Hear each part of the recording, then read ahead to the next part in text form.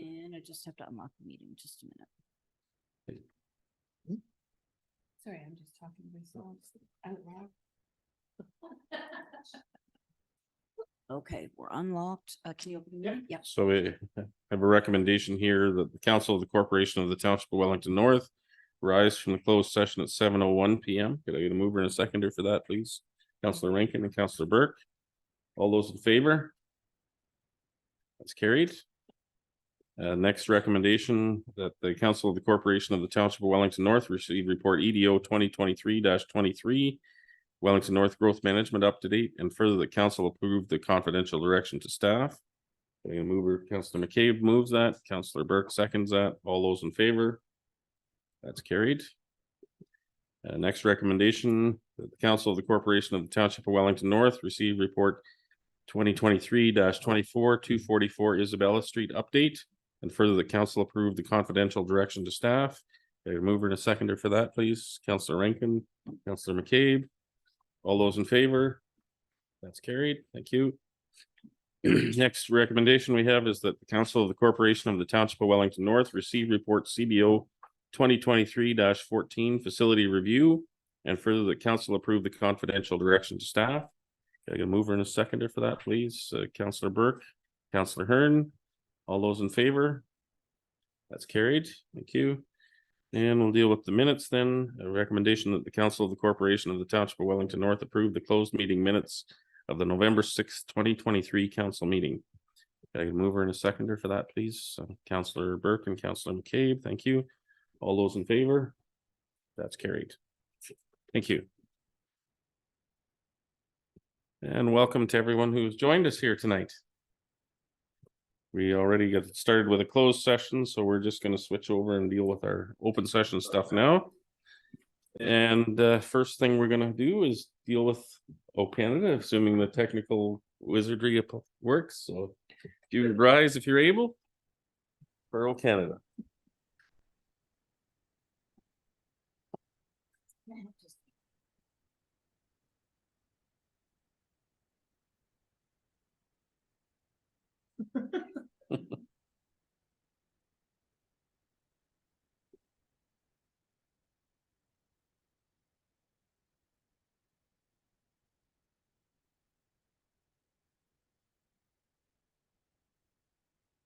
No pressure, Karen. I know.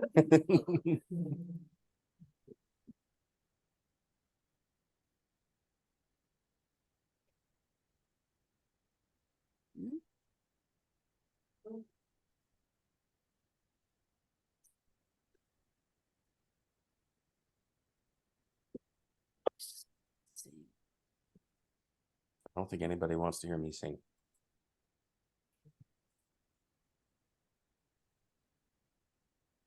Can't make that smaller. Okay. Oh, there.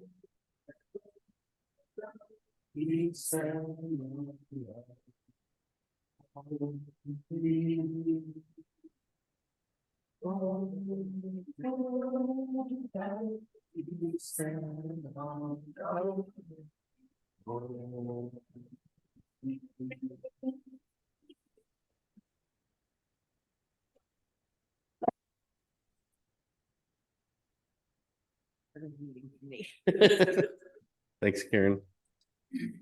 First up, There he is. Councilor Lincoln. We got you up next in your update. We'll get the echo stopped here. Is Steve, that- I'm gonna get you to use one of the other microphones. That one's not working very well.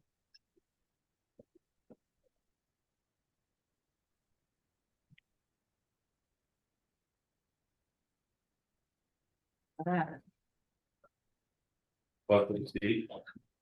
Thank you, Mayor Lennox. And big crowd today. Usually not too many here. I'm going to give you a short county update. And good evening. We're coming to the end of the year and all municipal councils are beginning to wrestle with next year and beyond budgets. Between 2009 and 2022, the county's tax rate rose an average of 2.4%. In 2023, it was 3.8%. And in 2024, it currently sits at 5.3% with work to be done on it. Increased inflation, construction costs, materials, fuel, and insurance are putting pressure on our budget and everyone else's. New ambulance facilities are being planned throughout the county. Mount Forest is outside the county's 10-year plan. It is scheduled for 2035, 2036. Arthur is scheduled for 2031, 2032 timeframe, and it is currently sitting at about $7 million. Wellington County's ambulance service is administered by the city of Guelph. In 2024, the first of 4 bridge replacements on County Road 109 east of Arthur are scheduled to begin construction. The plan has 1 bridge being completed each year through 2027. I think we'll have traffic backed up at Tim Hortons. The county is wanting residents to conduct an internet speed test at wellington.ca/internet. And it's important for rural residents and businesses, especially important for them. We don't want any county areas to be missed. High speed is planned to be available to everyone in the county by the end of 2025, including all addresses on side roads, not just the main roads.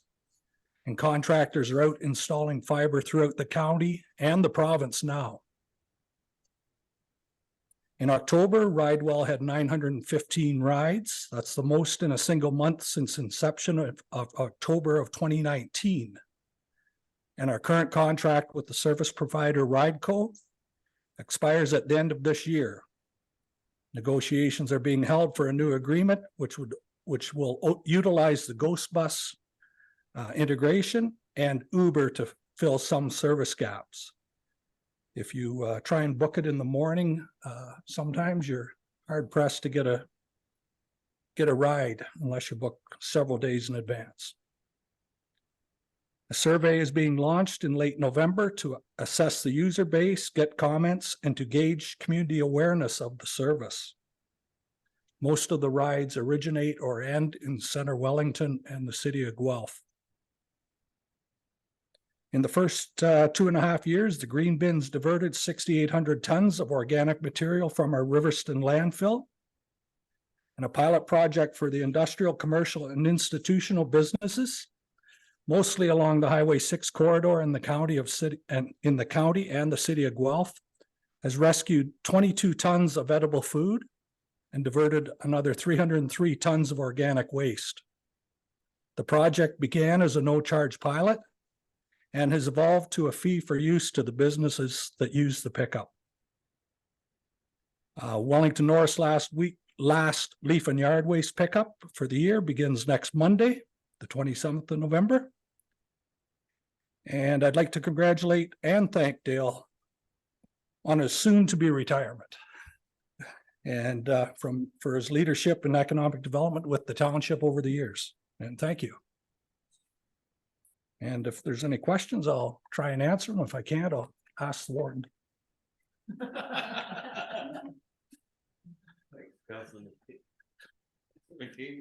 ahead. Why did I? Yeah, just talk to him. Thanks for that, Steve. Is there a cost of what the ghost costs the county? in 1 year? We don't pay for the Ghost. It runs on its own. And I think rides are, I believe, $10 from Mount Forest to Guelph. So it's kind of cost neutral then for us, I guess they're not. Well, it doesn't Yeah. cost us anything for the county All right, so then if I. City of Old Sound, that's their. and Guelph. That's their- So the funding program we have that pays for Ridewell in Wellington County, the City of Old Sound operates the Ghost under that same provincial program. All right. And then, thanks, thank you. Is there any, costs on, the rural, garbage and, recycling pickup and the green bin pickup? Like, is there a number associated with those at all? A separate number from, Like, how much does it cost? Like, is it? for the rural. Pickup that's been in for a couple of years now. Yep. So I just wondered if there's ever a cost. I don't know. It's never been broken out that I've seen from rural and urban. No. And then nothing for the green bin pickup? Like, again, a cost of what this costs, Oh, like how much does it cost Well, the the- county to do the green bin pickup? the total cost? I don't know if broke out. Number, it's part of the contract. Yeah. I don't know off the top of my head. Okay. I would add too that there's significant savings in the long term to our landfill. Yeah, no, I'm just curious. Extend the life of the landfill immensely. And I think, yeah, maybe Councilor O'Neill remembers the number, but provincially, the amount of landfill in Ontario is getting to a crisis point. it's under the 10-year mark and our landfill is good for at least 30 more. All right, thank you. Thanks, Steve. Any other questions for Councilor O'Neill? Solid waste does cost us about 9 million a year though, total. That includes operating the landfill. Landfill, everything. That's everything. Pick up. Garbage. Recycling. And. Leaf in the yard waste and the green bin. And the. That will come down hopefully in the future Yeah. with the province transitioning the blue box to producer responsibility. Yeah, And that has been ongoing with some municipalities have started. I think Gray County has started. Southgate for sure. I think, Southgate. is in the first group. Town of Orangeville. Mid 2025 is When we are. expecting to make that transition. okay, thanks. Thank you. Good luck with the budget. Very thorough. Good luck with the You covered budget. Way more points than I usually do. I'm gonna have to either write mine. I don't talk about much for long, just. Thanks, Steve. Next up, we have presentation with regard to our 2024 operating and capital budget. Jerry?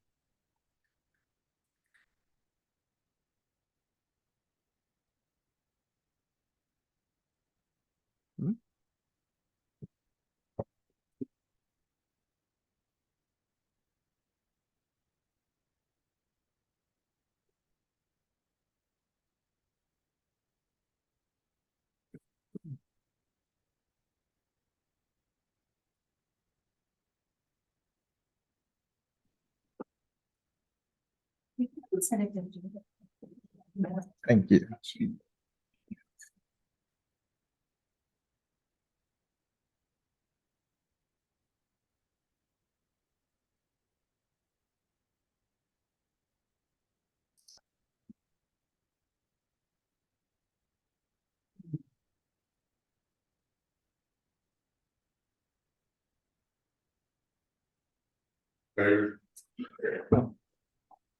You can just, don't you have it on your display? No, but if you open this up now, Yeah, but my notes are in this it's as well. okay. Okay. Share screen. Yep. Share. There you go. Yeah, And so now you still got your notes. oh, it's showing now what notes up there. Now, so you want to do it in. Oh. Slideshow. Yeah. Hold that down.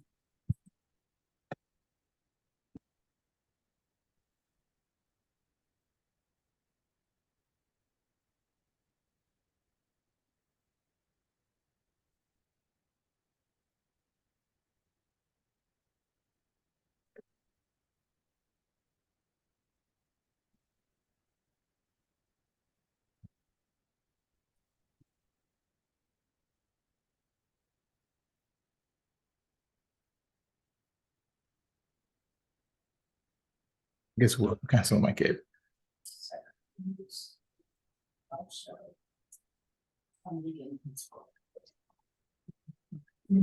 Okay. Share this from this screen. Because So where is it saved? I'm just gonna send it to you right now. Oh, I know where it's saved. You just stop. You stop.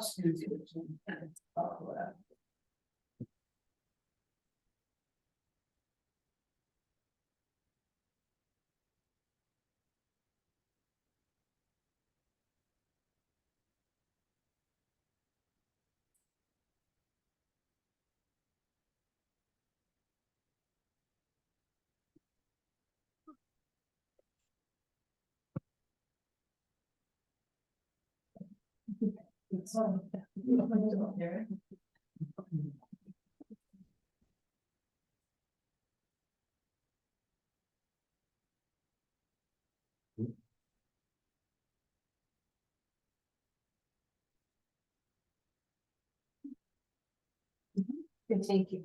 Oh,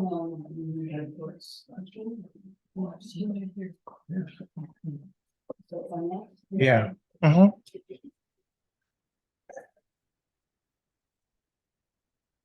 On the finance when on the council. Yeah.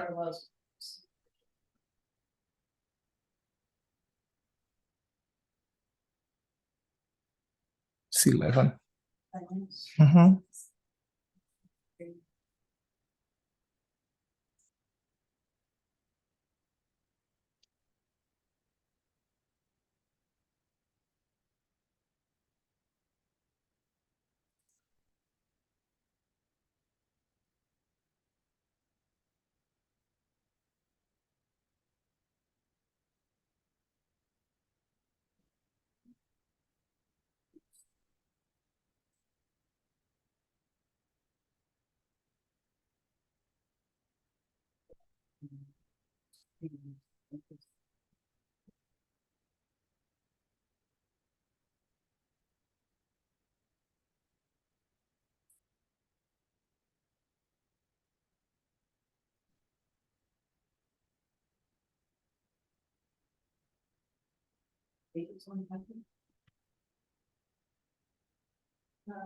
There it is.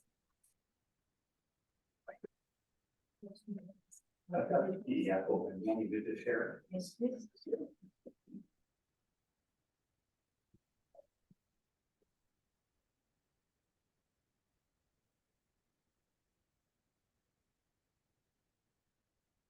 Good evening, Mayor and members of council. Pleased to be here this evening to present the draft 2024 budget as prepared by staff on behalf of the Township of Wellington North. Next slide. As in previous years, the aim for the budget is to focus and deliver on values of council and the Township of Wellington North. Budget templates were sent to department heads on September 11, 2023. I had meetings with the department heads in September, October, and November as required. This represents the first meeting with council and staff. Further deliberations are scheduled for November 29th, December 11th, and January 15th of 2024. Staff are expecting decisions on the tax levy and capital projects for the 2024 budget. Next slide.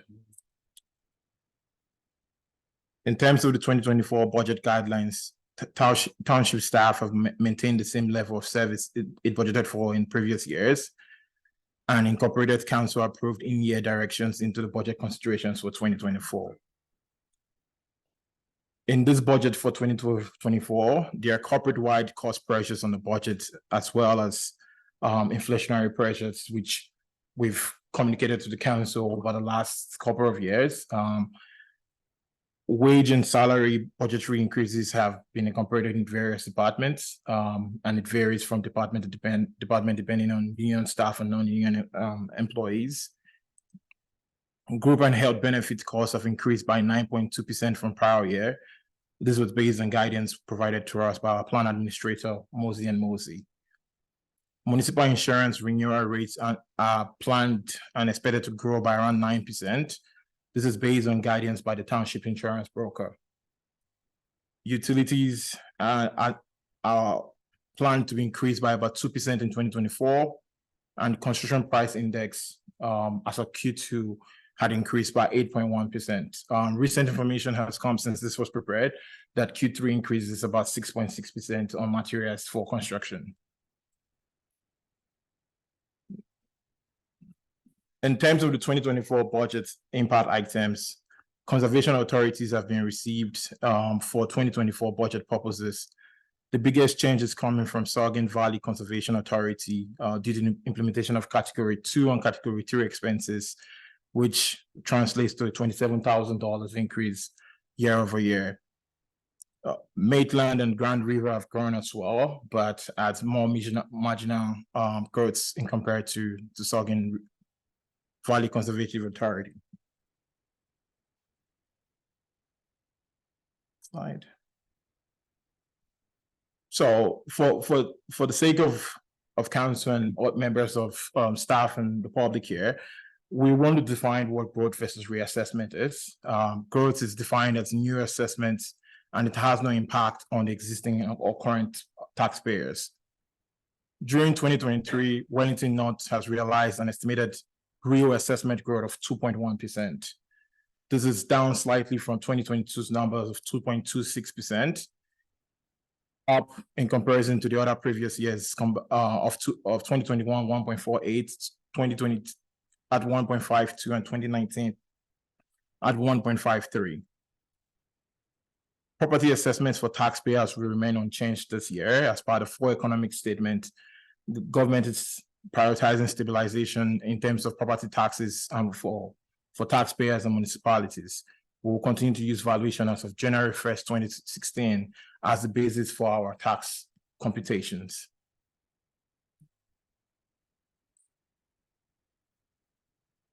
We will now look at our operating budgets by segments based on the IFRS segments for our various groups. Next one. Next slide, please. For the 2024 budgets, in the general government segmentation, revenue has increased in 2024's budgets. This is largely driven by the higher level of investment income the township earns from our deposit contracts with RBC, an increase on our OMPF contributions as well. Cost increase in this segment is in administration mainly, and is mainly due to increased cost of insurance, payroll changes, and contributions to capital for 2024.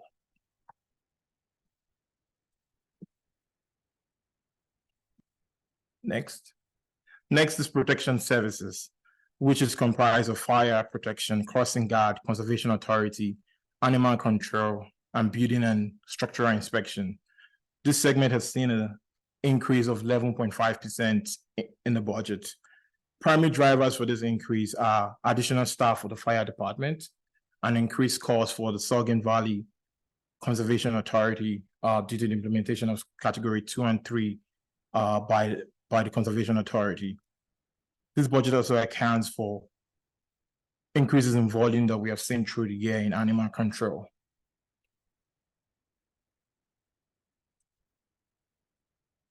Next slide. Next is transportation services. Transportation is up year over year, mostly driven by construction materials price pressures that we've seen in this year in comparison to last year. And there are also other township-wide pressures that we've seen come true in this year's budget for insurance, payroll, and utilities. All of this combined to an increase of about $250,000. In addition to that, is increased contributions to West Capital for the roads department.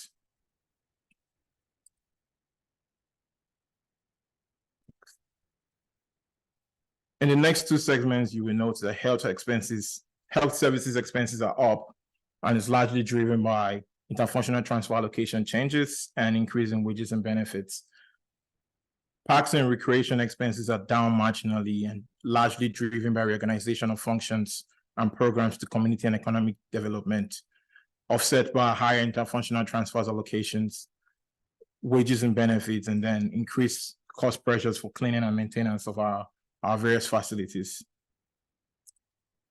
In this segment, the the highest growth in expense is from the Community and Economic Development Division. The budget is up to accommodate an additional community development coordinator approved within the year by council. This FTE would do significant work towards funding the Mount Forest pool. Additional increases are due to the budget showing fully loaded cost of this program and the manager of economic development in the next fiscal year.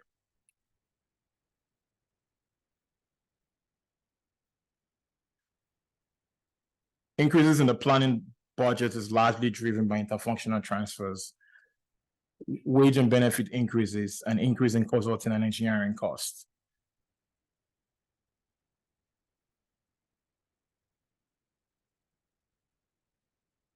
In this slide, you will see an aggregate of the township's total budget for 2024 in comparison to the previous 2 years. You will note that the total anticipated operating budget increase is $718,000 or 7.97% operating budget increase. This includes transfers to capital, reserve, and reserve funds. In the next slide, we show the breakdown of the contribution towards the 2024 capital program, the reserves, and the reserve funds. Transfers for 2024 are up by $279,000 or 8.94%. As mentioned in the previous slide, the contribution to capital reserves and reserve funds shown here have already been accounted for in the $718,000 or the 7.97% operating budget increase.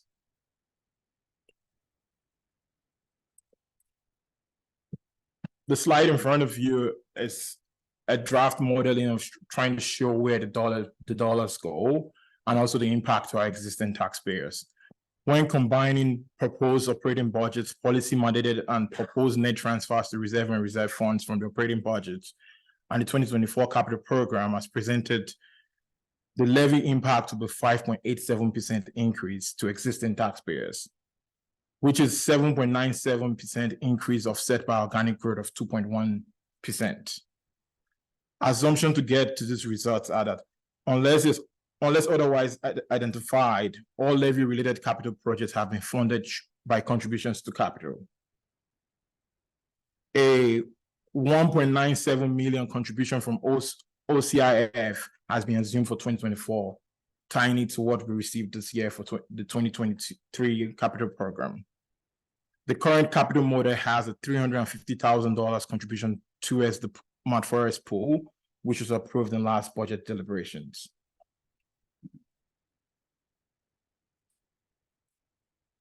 This slide shows us our net transfers to reserves from both the taxation and user fee portions of our operations. Reserve and reserve fund net transfers are being proposed to maintain alignment with policy and consistent with prior years. The net tax levy transfers to reserves is $1.45 million, driven by higher seaware and water reserves contributions for next year. Building on the operating budget discussions, we would look at what this looks like in the next slide.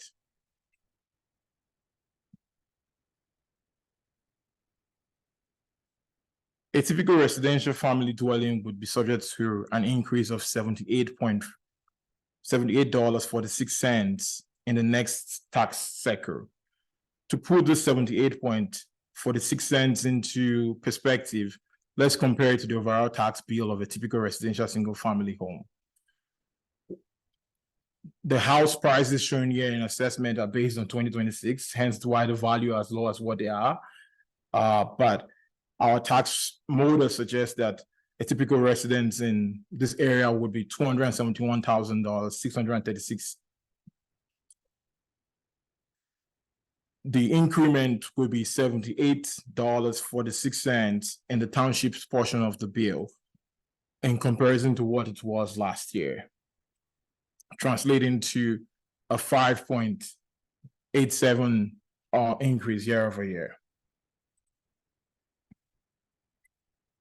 Before we look into the capital budget, I want to share 3 different assessments of the township infrastructure needs.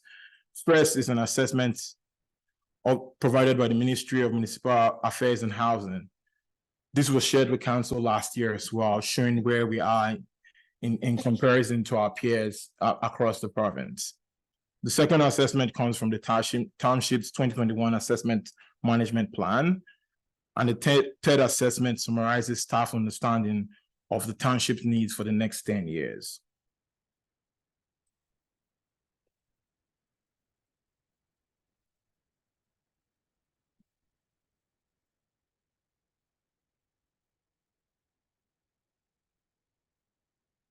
According to the 2021 asset management, according to the Ministry of Health, Ministry of Affairs and Housing reviews each municipality's financial performance using key financial indicators in relation to the established provincial thresholds. In this slide, our focus is on the township assets consumption ratio. The ratio indicates how much of the assets' life expectancy has been consumed in relation to the relative age of municipalities' fiscal assets. The Township of Wellington North's ratio stands at 54.5%, which is higher than the average of 46.9%. The township's asset base is relatively older in comparison to similar lower-tier municipalities. Looking at the 5-year average from 2017 to 2021 in the slide above you, you'll see that across the 5 years, we've always been on the higher end of that average. This shows that we need to do some work to bring our trend closer to the average of where we are in the province. Next slide, please. According to the 2021 Asset Management Plan, the township needs to invest 16.5 million annually in order to maintain the current infrastructure and planned infrastructure expansion to facilitate growth. The graph on the screen shows that from 2018 through 2020, the township has made efforts in investing in its infrastructure, with an average annual spend on $11.6 million on core assets. This has continued through 2023. The forecasted annual average spend that the township needs to be at par with the rest of the municipality is 16.5. Our graphic in front of us shows that we currently have a gap of about $4.9 million, which we should be looking to bridge in the coming years. Next slide, please.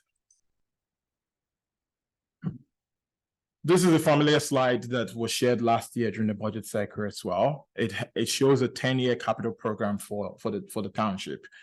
This slide summarizes staff's understanding of what the township needs in terms of infrastructure for the next 10 years, identifying major capital projects for the next decade, along with regular renewal and maintenance projects, also factoring inflation across the years. We would need about $203 million to be at par with the growth and expansions that we're seeing across the community. Next slide, please. Considering no significant change in our funding level in the next 10 years, we can fund 91 million, leaving a gap of about $112 million. My estimate is that this gap will be slightly lower than the 112 million because we have provincial grants like Connecting Link, which we cannot reliably estimate at this point. But taking that into effect, we will still averagely be closer to the $100 million gap over a 10-year period.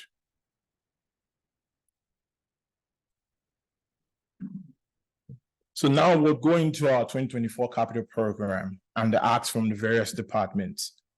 For general government, we're proposing 10 projects for a total of $754,000.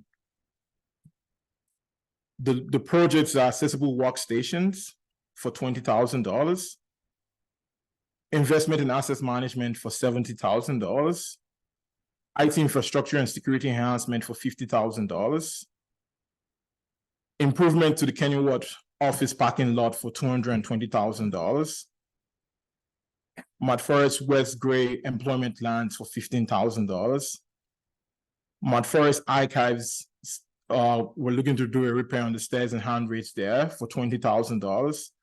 Our portion of the municipal drain is another $124,000. HR organizational review will be a $25,000 ask. Workyard upgrades, a $50,000 ask. And we have our final ask in this segment is a generator for the Auto Arena and Community Center for $160,000. bringing our total in this grouping to $754,000. Next slide, please. Next is the building department. Building department has one new project for 2024, the acquisition of a pickup truck. This will help facilitate the work for the new permit technology street building inspector that was hired in October this year. Next slide, please.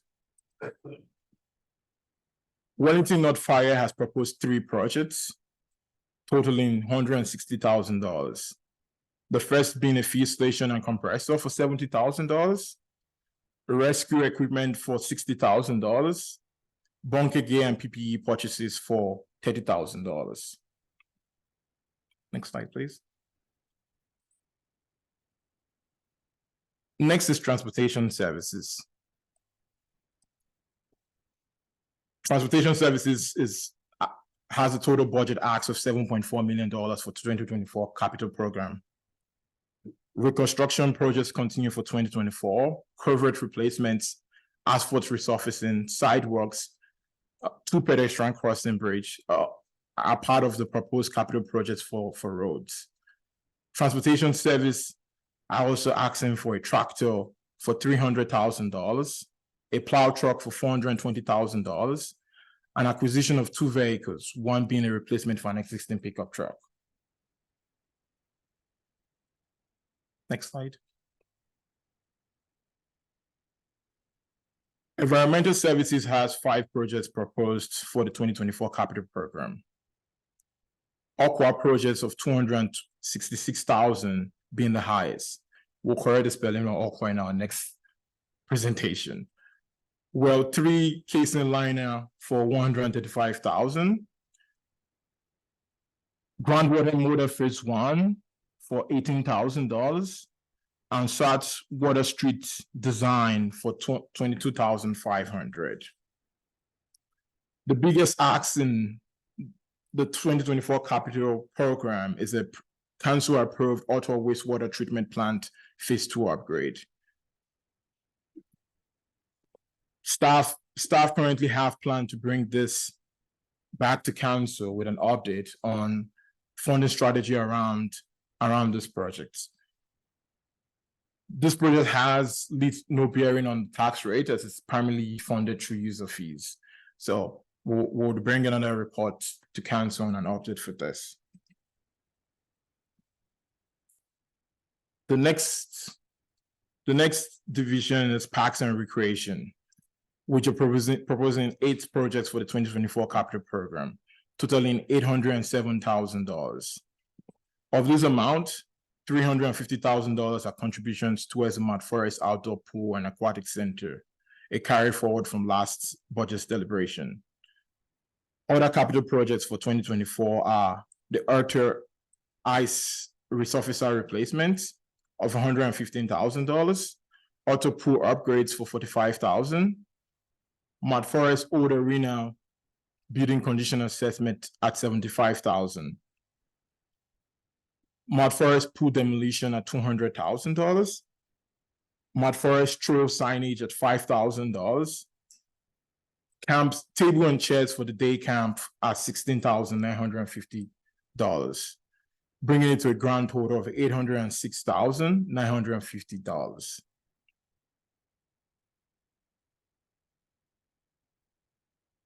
Health services are requesting $20,000 towards renovation of the entrance into the cemetery.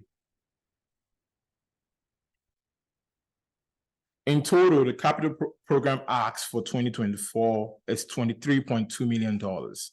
Excluding the auto wastewater treatment plant, phase 2 upgrade, the total ask is $9.7 million, which is consistent with previous years. Next slide, please. The capital budget this year emphasizes growth.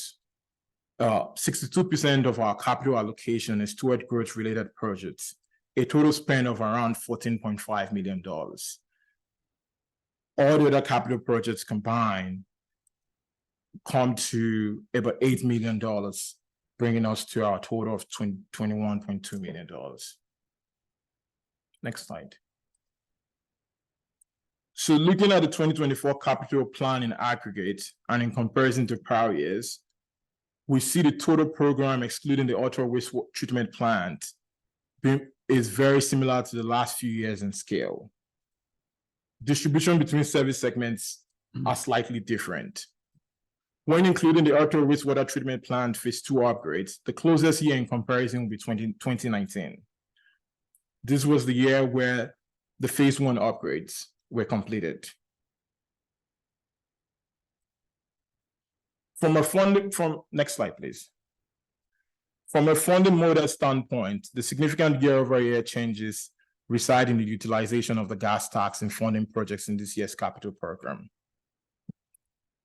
Additionally, certain assumptions have been made in this preliminary budget draft to show potential impact on the tax levy and gain insight from council on direction in terms of priority projects, level setting, and comfort level with utilization of reserves and reserves funds to facilitate the 2024 capital program. Next slide. This slide shows that initial capital listing compiled for 2024 contained projects totaling $28 million. However, staff deliberation has identified $5 million in projects that could be deferred into future years.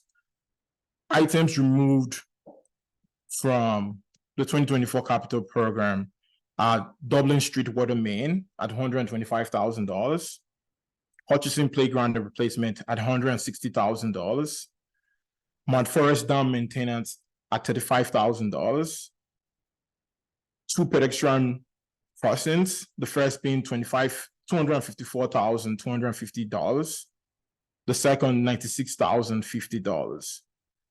We removed two construction projects, one being $2.2 million, the other $1.8 million.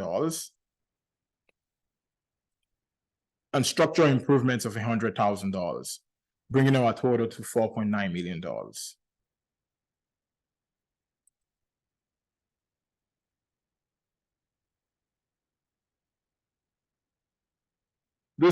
The next slide shows a picture of our reserves and reserve funds. We're showing what our balance have looked like for 2021, 2022, and 2023 as of November 15th.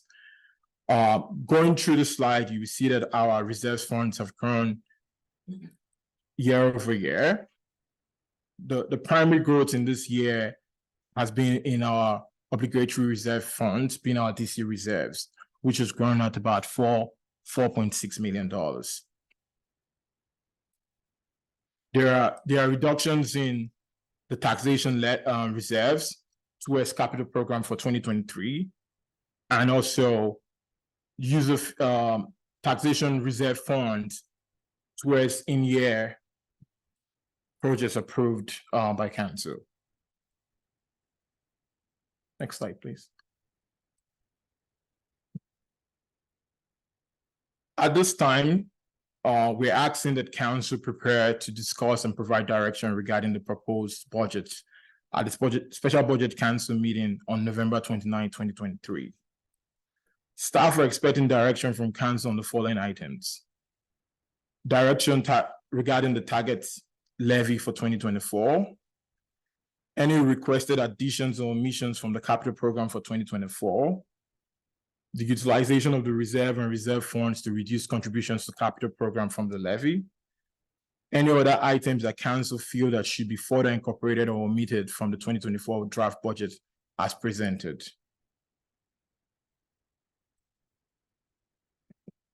Thank you.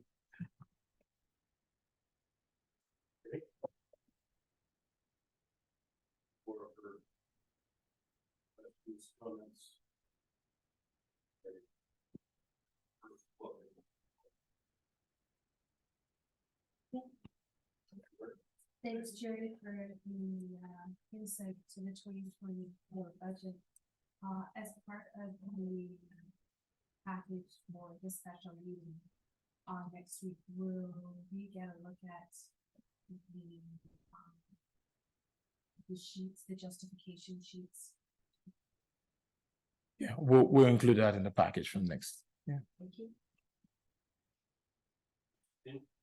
Yeah, so thank you for this, Gary, and I always laugh when you see how a house in our township is assessed at 271,000. I'd love to buy a couple of houses at 271,000, but I think it's cautionary though, if the impact ever comes through and the assessments go up, like that's gonna be a real shocker, I think, for people, but yeah, my question is more along the lines of some of the justifications for the stuff on the budgets, so we'll look forward to that next week, so thank you, Jerry. Any questions, comments? No correction? Thank you, through you, Mayor, the next, I was just wondering, the items that are not going to be considered for the budget, will we have a chance on the 29th to comment and maybe get one back on?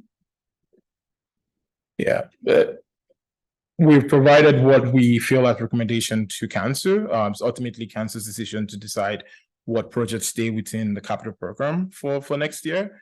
So we're going to be looking for directions from council on the 29th on what those projects look like and their willingness to utilize that the reserve or increase the tax levy to be able to fund them. Just it helps to get ready for that. If you have a particular project, like identify it, like consider it that meeting, maybe you can idea. So if you just give them a chance to prepare for it, is always good. I was thinking of the crosswalk at Main and King. Main thing has been under discussion before, I know, and when I had mentioned it before, I had said that there would be one serious accident there. When it came out in the newspaper, the one that was mentioned in the newspaper was not the one that I was thinking about. So I don't know, there's two that I know of, and I don't know whether there are any more or not.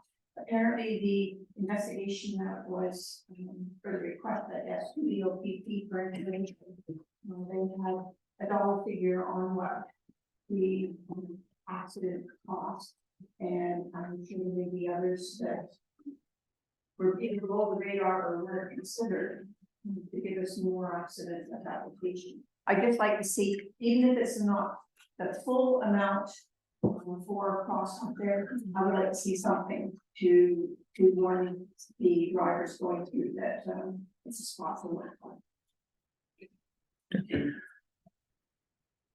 Other questions, comments?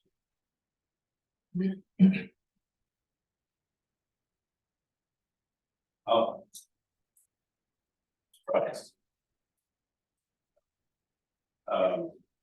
I'm still having a little sticker shock, to be honest.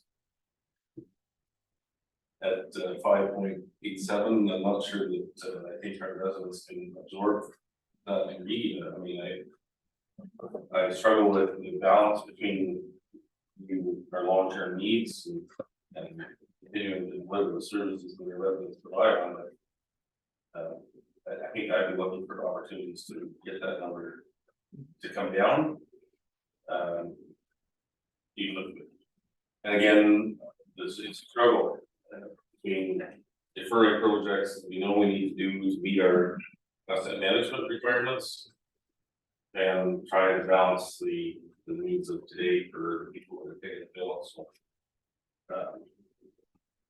I guess I'm looking for ways to try to bring that number down. I think I'd like to see it under 5 at least. Well, probably not. Sorry, anybody who was listening remotely, I didn't know my microphone on.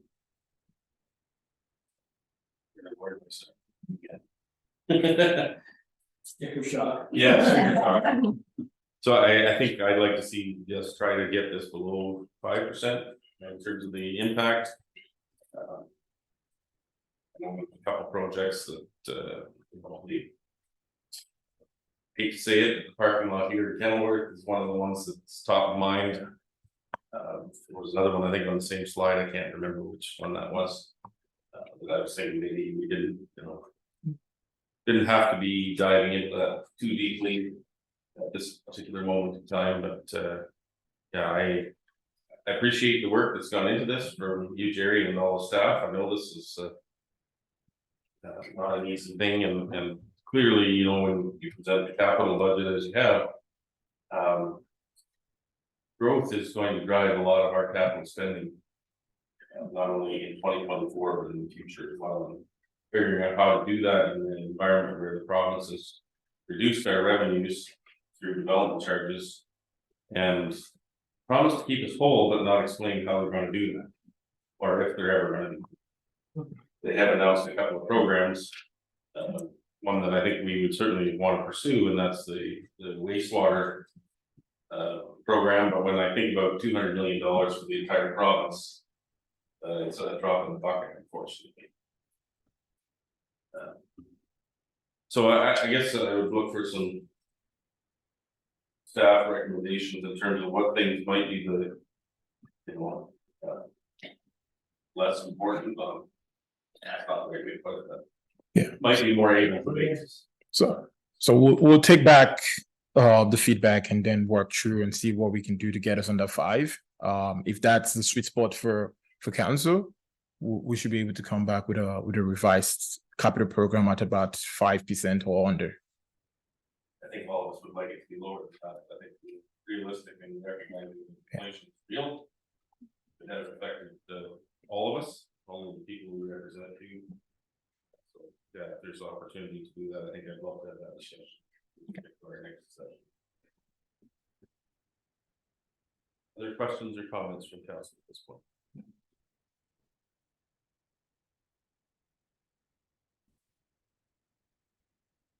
Brooke, did you want to add anything from a staff perspective to this discussion at this point? Through you, Mayor Lennox, I just want to thank Jerry and the team, and as well as all of staff for the work that's been done to date, and thank council for the comments today.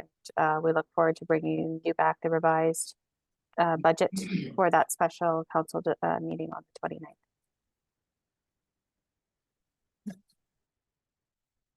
Okay.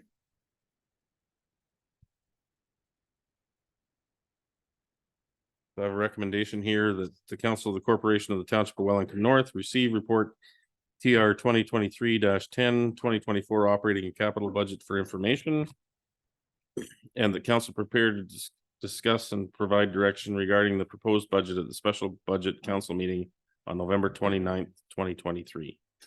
Could I get a mover and a seconder for that, please? Councillor Rankin and Councillor McCabe. All those in favor? That's carried. Thank you. So we've got a couple of planning act meetings we need to hold, so we'll recess our regular council meeting to do that. And with that, we have the recommendation that the council of the corporation of the Township of Wellington North recess on November 20th, 2023, regular meeting of council at 7:54 p.m. for the purpose of holding meetings under the Planning Act. Could I get a mover and a seconder for that, please? Councillor Hearn and Councillor Burke. All those in favor? That's carried. Thank you. So we'll switch to Committee of Adjustment. We have a couple of applications here. I'll call the Committee of Adjustment meeting to order and ask if there's any disclosure of pecuniary interest with regard to either these applications, A18 and A19/23. Councillor Burke. No. Councillor McCabe. I have none. Councillor Hearn. No, Councillor Rankin. I have none. And I have none as well. So with that, we'll move right into the minutes of the previous meeting from November 6th. We have a recommendation that the Committee of Adjustment meeting minutes of November 6th, 2023, application A12/23, A13, A14, A15, A16, and A17/23 be adopted as presented. You can mover and a seconder for that, please. Moved by Councillor McCabe, seconded by Councillor Rankin. Any discussion on those minutes? All those in favor? That's carried. Thank you. Move on to our application, first application this evening. Application A18/23 for 5053745 Ontario Inc. Location of the subject property is described as Lot 13, Block 17, Registered Plan 61M-253, and is municipally known as 177 Jacks Way. The subject lands are approximately 0.4 hectares in size, and location is shown on the map in your package. Purpose and effect of the application is provide relief from the minimum lot area, minimum lot frontage, minimum front yard landscaped area, and minimum driveway width. The applicants are proposing to construct a 4-unit street townhouse development with a lot area of 173 meters squared. A lot frontage of 5.5 meters, a driveway width of 2.4 meters, and a minimum of 40% of the required front yard to be landscaped area. Other variances may be considered where deemed appropriate. How was notice given for this public meeting? Notices were mailed to property owners within 60 meters of the property and as well sent to applicable agencies. Signage was posted on the property on October 30th, 2023. Are you giving us the update, Jessica, on that one? Sorry? Are you providing? Oh, yes, that's myself. So good evening, Mayor and members of council. So before you today is application A18/23, which is requesting relief for lot 13 located on Jacks Way in Mount Forest. The subject lands are designated residential and zoned R2. The applicants are proposing to construct a 4-unit street townhouse on lots and requesting relief from the minimum lot area for a difference of 107 square meters, minimum lot frontage for a difference of 1 meter, landscaped area for a difference of 10%, and a driveway width for a difference of 0.1%, or sorry, 0.1 meters of what's required in the zoning bylaw. So when reviewing these minor variance applications, staff considered a number of different factors to be taken into consideration. And what ultimately came to staff support of the decision was the considering the location within the subdivision as well as the unit sizes being proposed. So lots 13 and 14 are situated in a suitable location, being adjacent to the stormwater management block, which is directly behind the lots and also wraps around lot 13 there, keeping that separation from those adjacent single detached backyards. And these lots are also located adjacent to the apartment block, just to the east, and across the street from the other townhouse blocks within that subdivision. We also considered the unit size, where the township zoning bylaw does set a minimum standard, and these proposed units were meeting those minimum unit sizes. So therefore, staff have no concerns with the relief being requested, and the proposed development would be desirable and appropriate for the site. So I believe the applicant's here as well, if you guys have any questions, and I can answer any as well. We have correspondence in our package from Wellington Source Water Protection and Saugeen Conservation. Has any further correspondence been received? No, it has not. Thank you. Any persons wishing to be notified of the decision must submit a written request to the Secretary Treasurer. And with that, I'll open the floor for any comments or questions from the applicant and or the public. Anybody like to speak to this application? Okay. Or anyone registered to speak online? We do not. Okay, so then we'll Oh, flip. sorry, just a minute. Sorry, Tracy. I'm gonna move you into the meeting.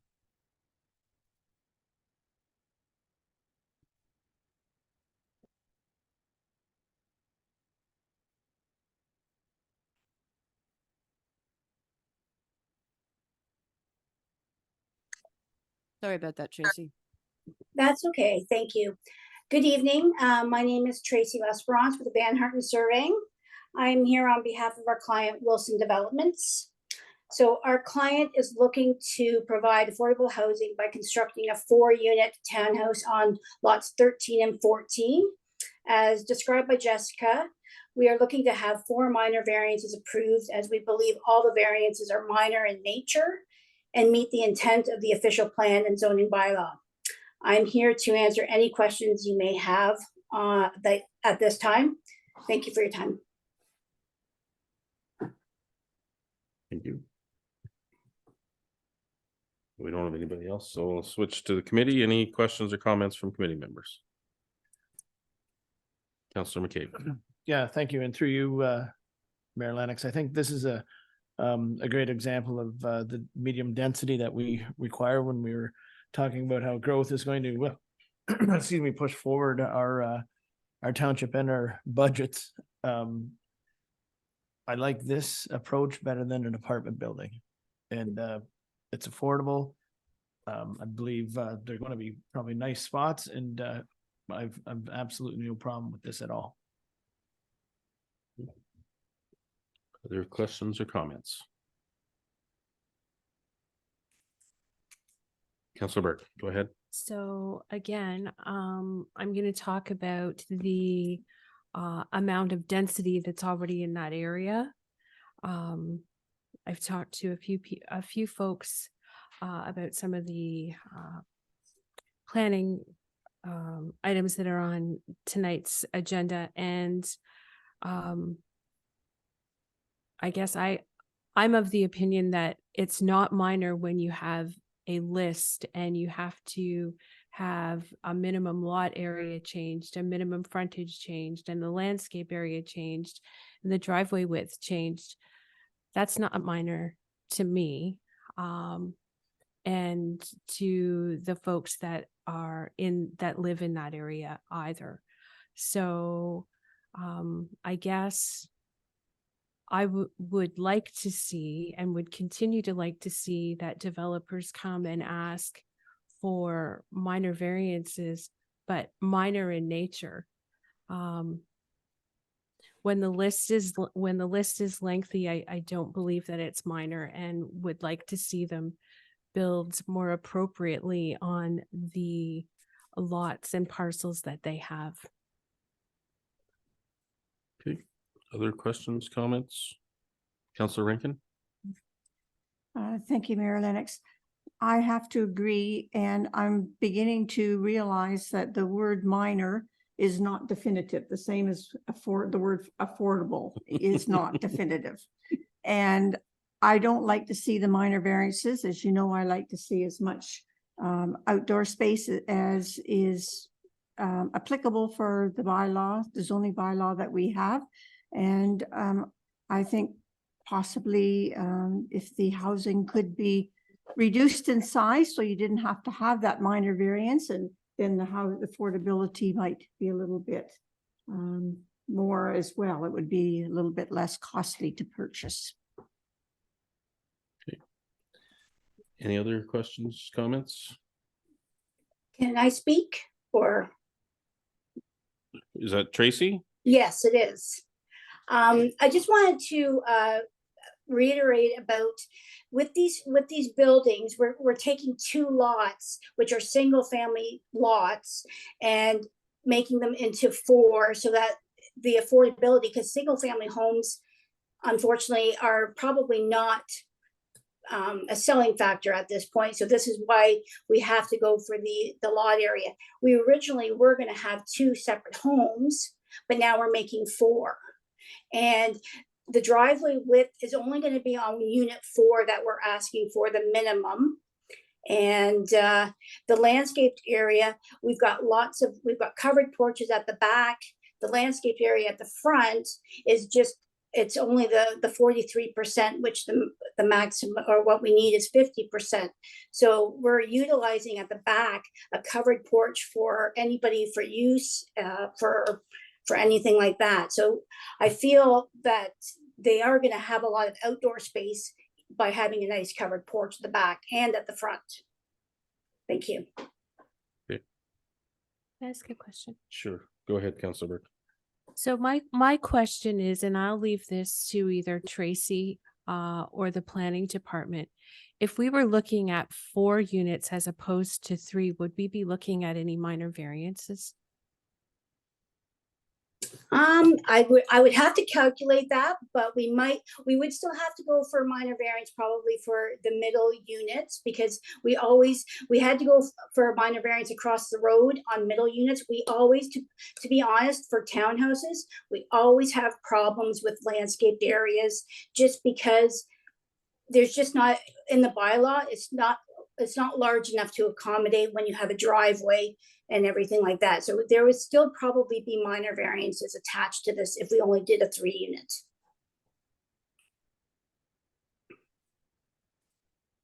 Did you have a comment, Councilor? Yeah, I just had a question just for Councilor Burke, just when you said you'd want to see a more appropriate use of this property. I just want to know what you mean by appropriate. So, like I just asked, if we had 3 units built on here, I suspect that the even though you may ask for minor variances, the difference between the permitted and the proposed would be different. I understand and can appreciate the fact that we need to look at different types of housing to accommodate different types of lifestyles and different levels to get into the market of housing. But I, again, just wish that we didn't continuously see this. We are, in some neighborhoods, we are squeezing people in. And at some point, the density is going to become an issue.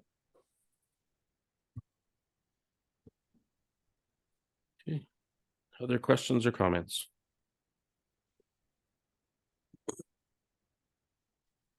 Okay, I have a couple I'd like to make.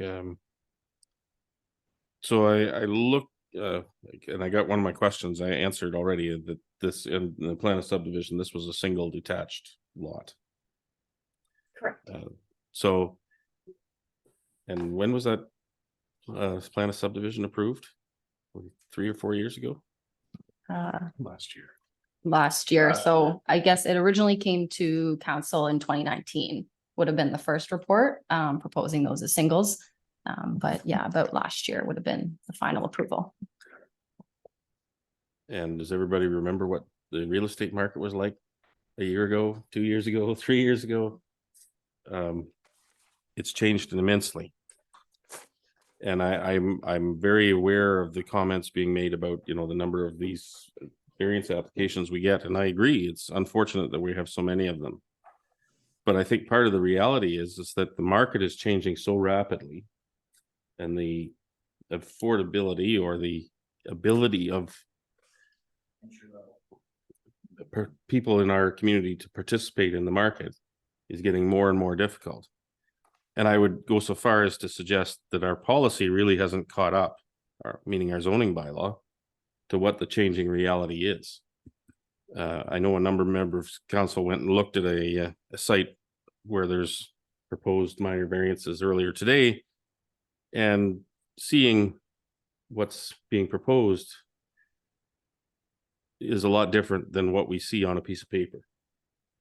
It's a chance to see how this unfolds in reality. You know, we have perceptions of our community and what it looks like, and when we see some of these applications, it's pretty abstract.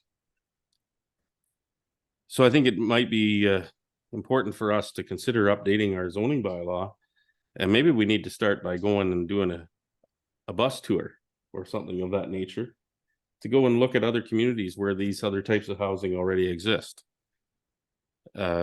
Because frankly, I've been looking around at other communities that have a variety of housing, some of which that we don't have yet, that are in this medium density category, and they're quite attractive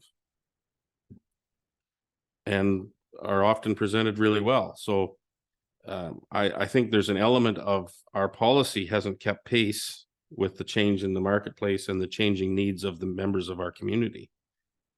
And so I think we do need to look at that. But at the same time, we have these applications to deal with. So what's the right balance between where our policy is today and the realities of the market? And we're wrestling with that, quite frankly. Trying to make the best decisions we can in a situation where we may not have all the information we need. So it's a struggle. And I also remember comments that have been made around this table around density, and that we shouldn't have density coming into existing neighborhoods, that we should push it out to greenfield development. This is greenfield development. So if we want density, and we believe density is necessary in our community, then this is where I've heard people say this is where it should be. I'm not sure that I entirely agree with that, but if we're going to have it and try to minimize the impact on neighboring residents, then greenfield is absolutely the place we should have it. And that applies to this application, in my opinion, because this is, well, it's partially developed, it is greenfield developed. So from my perspective, I'm inclined to support it. But I think I will also ask council and staff to let's get put our heads together and think about what policy needs to look like for today's marketplace and what we think tomorrow's marketplace looks like, so that we don't have to deal with multiple variances and people wanting to build don't have to spend those fees. We don't have to sit here and argue about them. We need to be able to address them with our policy up front. So, any other questions or comments?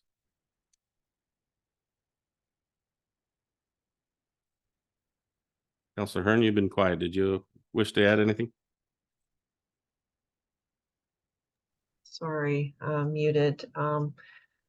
Yeah, I think I echo a lot of your comments, Mayor Lennox. I thoroughly support this type of gentle intensification, and it's just a reality that some of that our policies just haven't caught up with what's going on out in the marketplace in the real world, and that's why we're seeing all of these variances.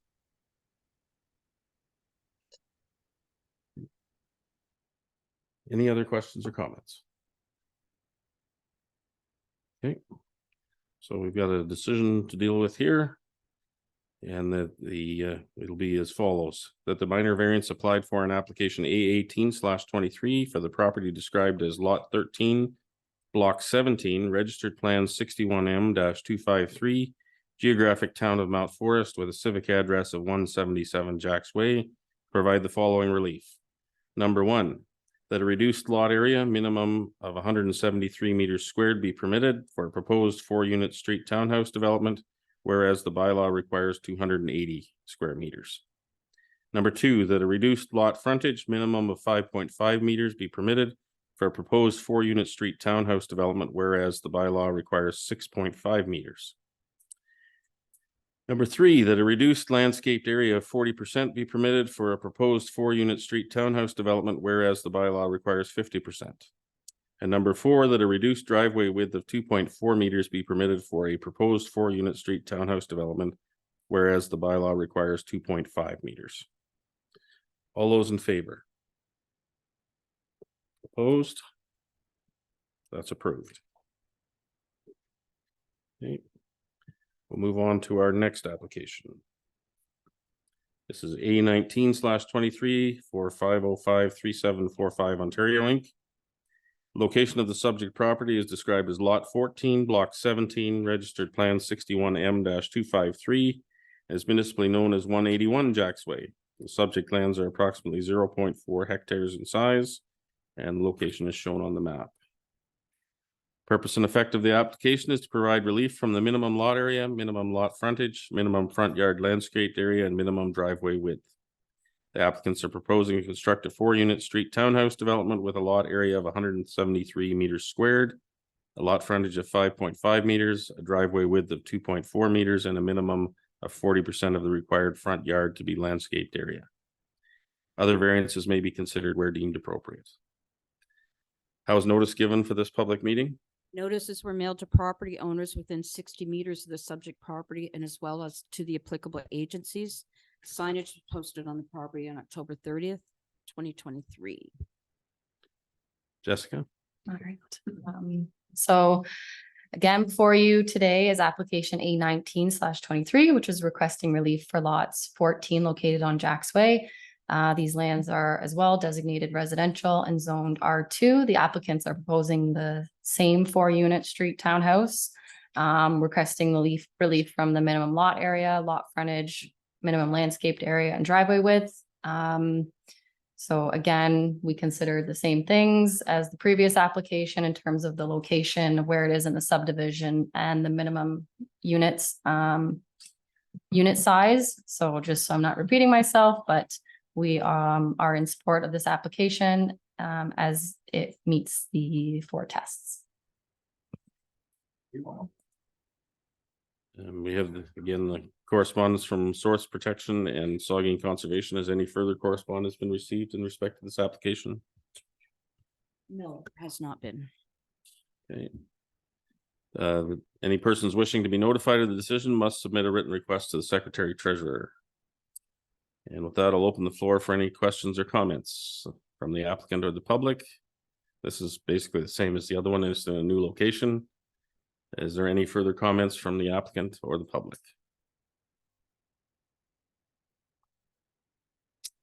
Seeing none, any questions or comments from, oh.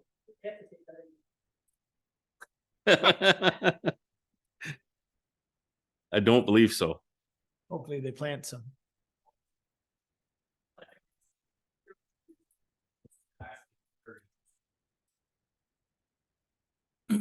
Okay. Open the floor for questions or comments from committee members. Anything anyone would like to add on this one?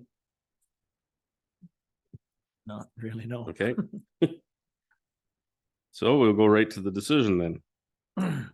And that would be that the minor variance applied for in application A19/23 for the property described as lot 14, block 17, registered plan 61M-253, geographic town of Mount Forest with a civic address of 181 Jacks Way to provide the following relief. Number one, that a reduced lot area minimum of 173 meters squared be permitted for a proposed 4-unit street townhouse development, whereas the bylaw requires 280 meters squared. Two, that a reduced lot frontage minimum of 5.5 meters be permitted for a proposed 4-unit street townhouse development, whereas the bylaw requires 6.5 meters. Three, that a reduced landscaped area of 40% be permitted for a proposed 4-unit street townhouse development, whereas the bylaw requires 50%. And four, that a reduced driveway width of 2.4 meters be permitted for a proposed 4-unit street townhouse development, whereas the bylaw requires 2.5 meters. All those in favor? Opposed? That's granted. Okay, that brings us to the end of our committee of adjustment. So I have a recommendation here to adjourn it. That the committee of adjustment meeting of November 20th, 2023 be adjourned at 8:18 p.m. I get a mover and a seconder for that. Councillor McCabe and Councillor Burke, thank you. All those in favor? That's carried. We'll go back to our regular council meeting agenda. So we have a recommendation here that the Council of the Corporation of the Township of Wellington North resume the November 20th, 2023 regular meeting of council at 8:18 p.m. Mover and seconder, please. Councillor Rankin and Councillor Burke, thank you. All those in favor? Carried. Thank you. So we have a couple of deputations tonight. We have first up Daphne Ripard and members of the Green Team. So this is on, so you just, it'll pick up your voice. Okay, thank you. Welcome, Daphne. Would you like to introduce the rest of your team? Thank you.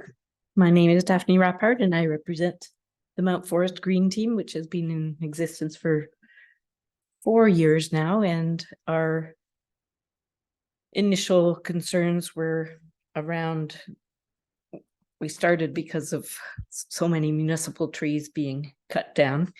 And we decided we'd try to do something about it. So with me tonight, I have John Jeffrey, Karen Waschinski, Claudette Liskey, Claudette Stevens, Joy Kaler, Ann Plume, and Brad Andrews, and in the back, Marlon Harriet and his friend Bob Hill. And I think I got those right. So yeah, the Mount Forest Green Team is dedicated to keeping Mount Forest green and striving to protect and enhance our local environment. And so we started off with an awareness campaign for the community. We did My Most Awesome Tree. Was a competition where people could choose their favorite municipal tree and they were judged by arborists, and we had a big celebration of the trees. And that was fun, but then we decided that we needed to do more important things. And Wellington North does not have an inventory of its municipal trees, nor does it really have any tree protection bylaws. So we decided we would do our bit and start taking inventory of the trees, which we have done over the past year. We're not done yet. We started off at the cemetery, which was an interesting experiment for us. We learned how to measure trees at DBH, diameter at breast height. And what we discovered there was that pretty much 85% of the trees or more were sugar maples that had probably been planted 100 and some years ago. And there was very little thought given to succession planning or planting of those trees. And so that's something that we think needs to be brought up to Township of Wellington North to address. And perhaps a program can be put in place where memorial trees could be put at the cemetery. I know currently they're put at the arena and Murphy's Park and whatever, and maybe that could be added as a location for memorial trees. Anyway, our goal has been for the township to create a tree bylaw. And so for the protection of trees and to increase awareness of our responsibilities in face of climate change and the importance of mitigating climate change.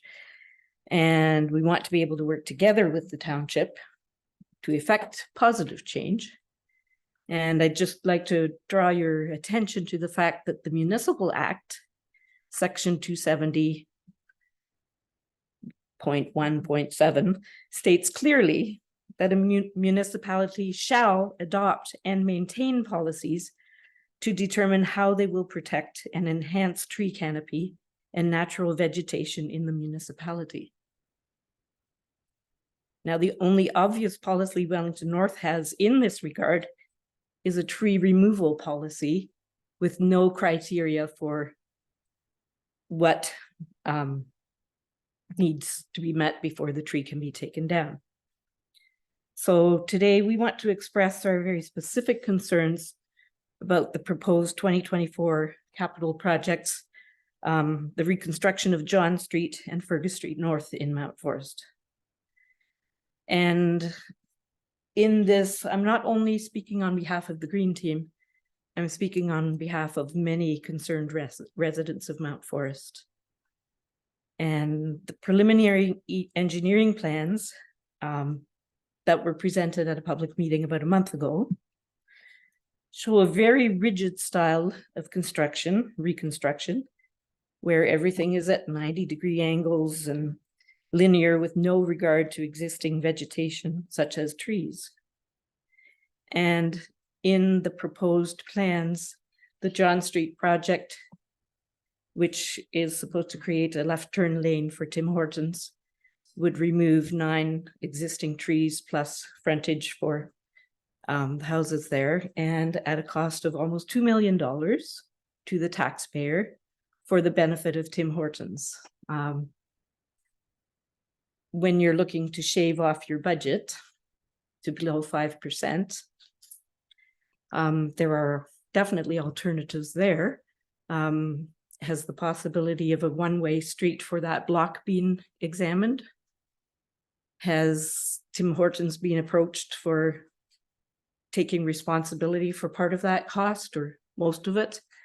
As I mentioned in an earlier letter, when somebody moves into a small house in a community and pays their taxes and whatever, and then they have 5 children and they have to move to a bigger property, the township doesn't make it easier for them. They have to do it themselves. And why should Tim Hortons be treated any differently? However, the Green Team's focus has been mainly on the Fergus Street proposal. But because we've heard so many comments from other residents about John Street, I do mention that. So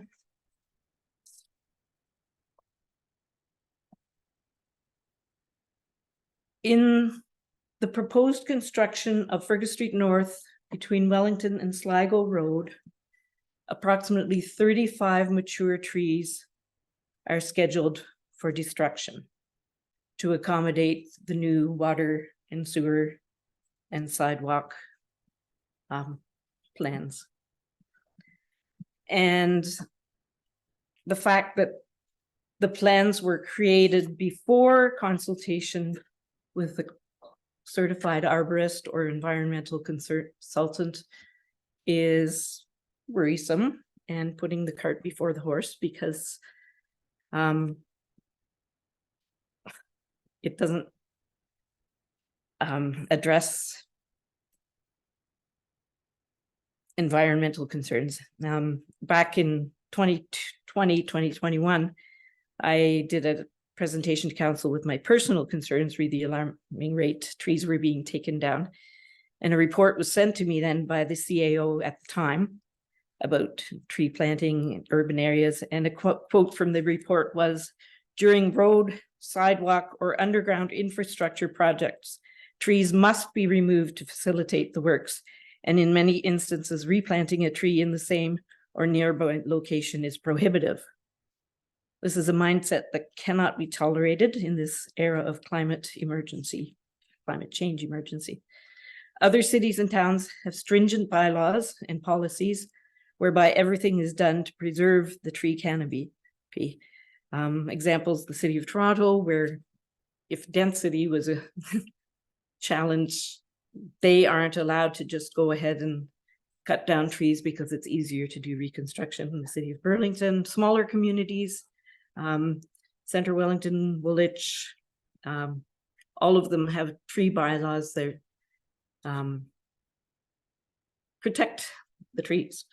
Recently, a headline in the Stratford Beacon read, Stratford Council puts tree preservation above cost for Argyle Street reconstruction. And yes, alternatives do exist, and they're not necessarily more expensive, because I know that that's generally what council looks at is expense. Directional or horizontal drilling should be explored, as should the use of permeable pavers. So this evening, we were going to have Manuela de Medeiros as a speaker on behalf of our green team. She is a certified arborist who works for the City of Toronto Urban Forestry Department, and she has a lot of experience in this field. She and her partner live locally, and unfortunately, well, happily, they just had a baby, so but she was going to be here this evening to explain the technical aspects of all this, but baby Hazel decided that wasn't a good idea. So, but directional drilling, we're all aware of it, how Whiteman does their torpedo tunneling, and it's trenchless, it's much less invasive, decreases environmental disturbance, often less costly, less cleanup, it's faster. And I don't think anybody even has gone that way to investigate the process for infrastructure reconstruction in Wellington North. Manuela also mentioned permeable pavers as an alternative to the sidewalks. They don't disrupt the ground as much.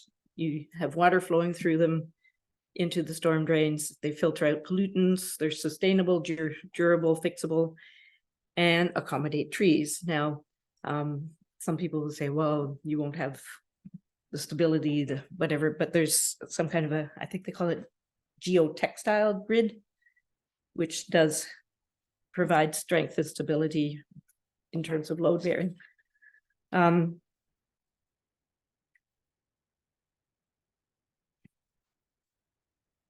Manuela is on maternity leave, and she has expressed an interest in providing her services voluntarily to the township, because she says she'll be bored anyway. So. The first child? Yes. It's gonna be busy.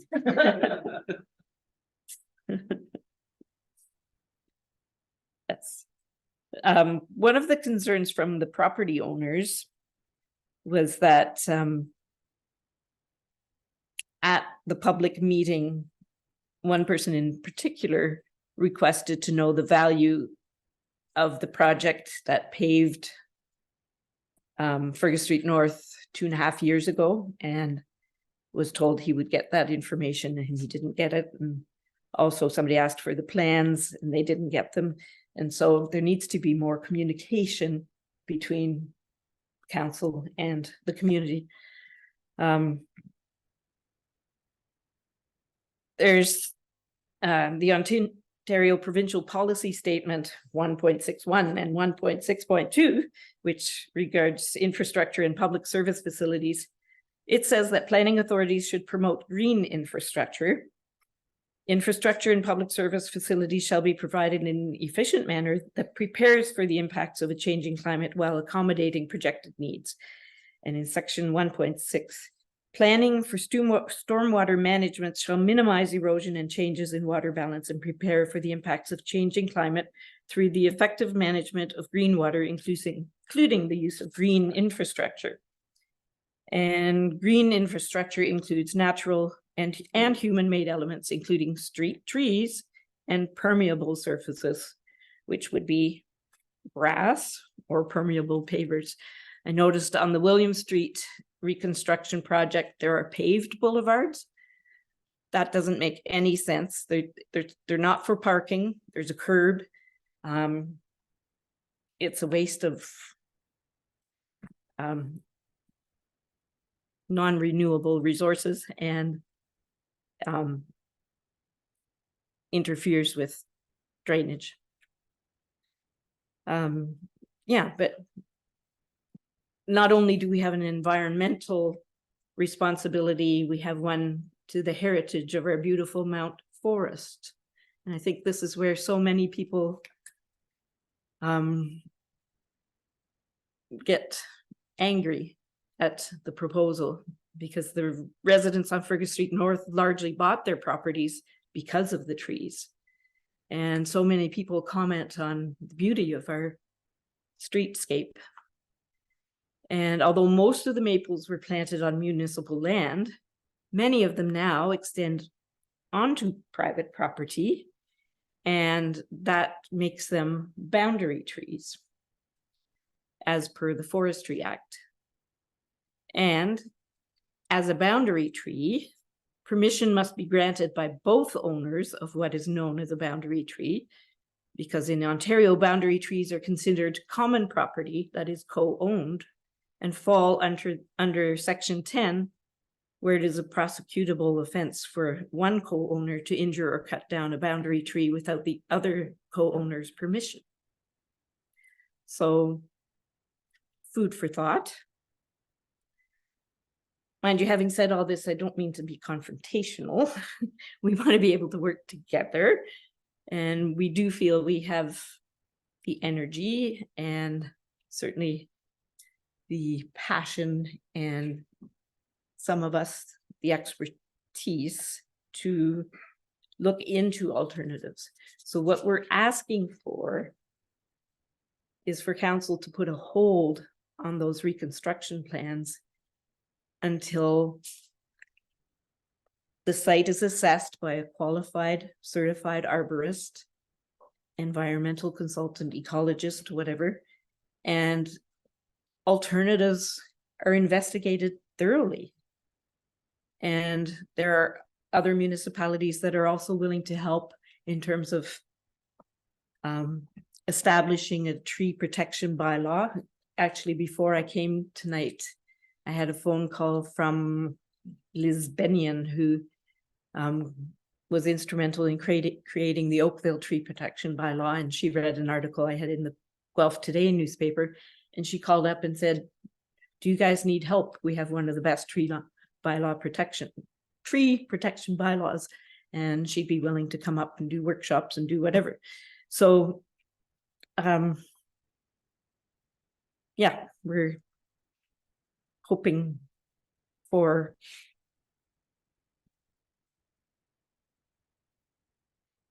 the township to honor its motto, which is Semper Poro, always forward. Thank you.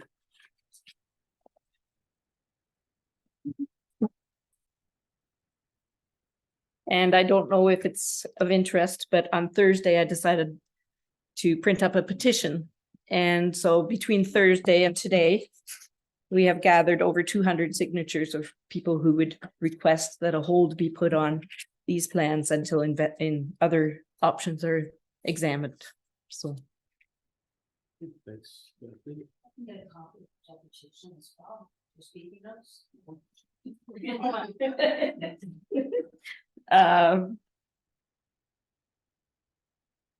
really, I scribbled bits and pieces, but I could print something for you. Could I do it tomorrow? Yeah. So before you run away, Daphne, Yes. um, You have to use the microphone and the people on Zoom. I think we can start with something that might be regarded as good news, in that I believe staff have already paused these projects for further study on this. That is good news. But also I would like to let council, if they have any questions for clarification or for you, that they have an opportunity to do that. So I would open it up for council to give any questions for that. Councilor Burke, go ahead. Daphne and team, I'd just like to thank you for the work that you have done and that you continue to do. I too have heard from many folks, specifically in Mount Forest, about the loss of trees. And there were a lot of very passionate people at the public meeting a month ago, where I actually spoke to a couple of individuals and asked them not to take the actions that they were going to take. I'm sorry, Marlon, can you hear me now? That mic doesn't help them here and here. Oh, okay. So I'll speak That louder. doesn't either. Yeah, so I'll speak louder. So I've had a lot of opportunities to speak to individuals about the loss of trees, specifically in Mount Forest. And it's always a concern. And a lot of very passionate people were at the public meeting. So I thank you individuals for the work that you've done. I guess my question or comment would be to your group that you seem to have lots of connections with experts. And maybe Daphne, as part of your speaking notes, if you could share that information so that staff has it, so Yes. that they don't have to duplicate some of the work Right. that you folks have already done. Councilor McKee? And thank you very much for coming here, Daphne, and the rest of the group there. I know you and I have gone back and forth a little bit, and then since that, our CAO and I have gone back and forth with the regards to having an arborist on this construction piece in Mount Forest and in Arthur, so that will be done as well. So that's another, I think, another good piece of news for you, and I think bringing this to our attention is key to keeping our community the way the community is. So thank you again for that. Thank you. Councilor Rankin? Sure, you, Mayor Lennox. Thank you very much for coming, Daphne. You'd mentioned the municipal bylaw for trees. I'm just wondering, can you give us an example of what might be in a municipal bylaw for saving the trees? I have all sorts of examples, yes, but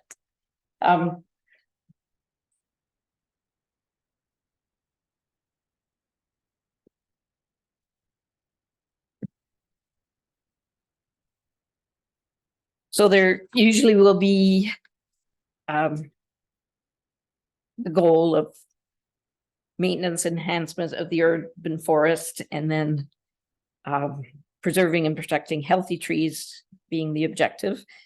And then there will be criteria, what constitutes a healthy tree, and then there will be things to do with tree damage and how to protect trees. And then there's usually things about tree protection zones. If you do have to do construction, there are very specific guidelines or how far you out from it's like 1 centimeter for every, 10 centimeters for every 1 centimeter of width of the trunk, diameter of the trunk, that you have to create a protection zone to work around the trees.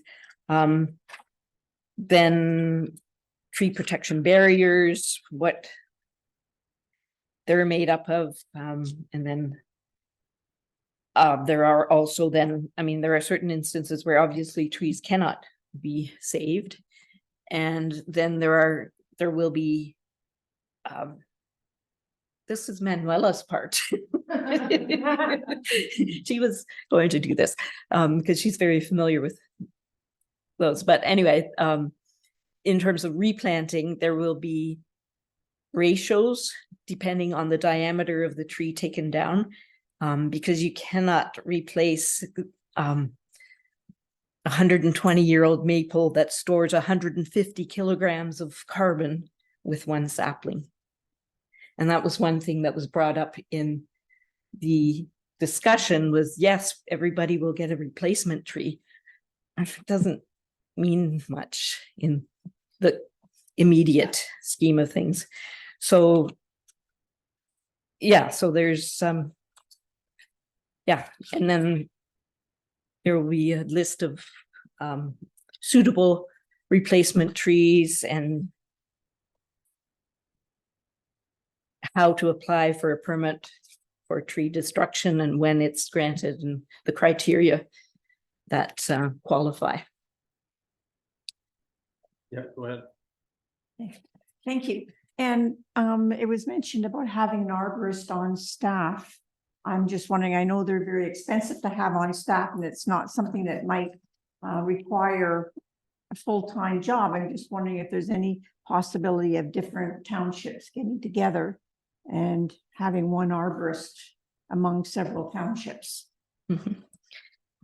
And again, So, sorry, that was sort of more directed towards council.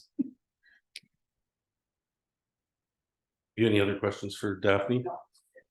just one comment on that, though, that we do have 2 arborists on our committee, and they're both quite willing to volunteer their time for probably not for forever, but for now, to help establish whatever parameters and yeah. So. Any other questions for Daphne? By the way, our campaign is keep the forest in Mount Forest. Thanks very much, Daphne, and all team members who joined you here this evening. I'm sure some of this is going to form part of our policy as we go forward. So. We have a second deputation this evening. Yes, she's just getting moved into. Okay.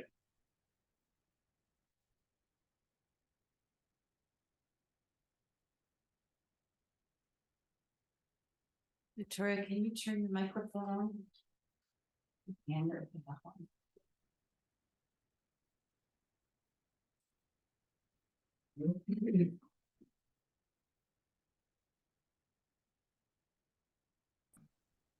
Can you hear me now?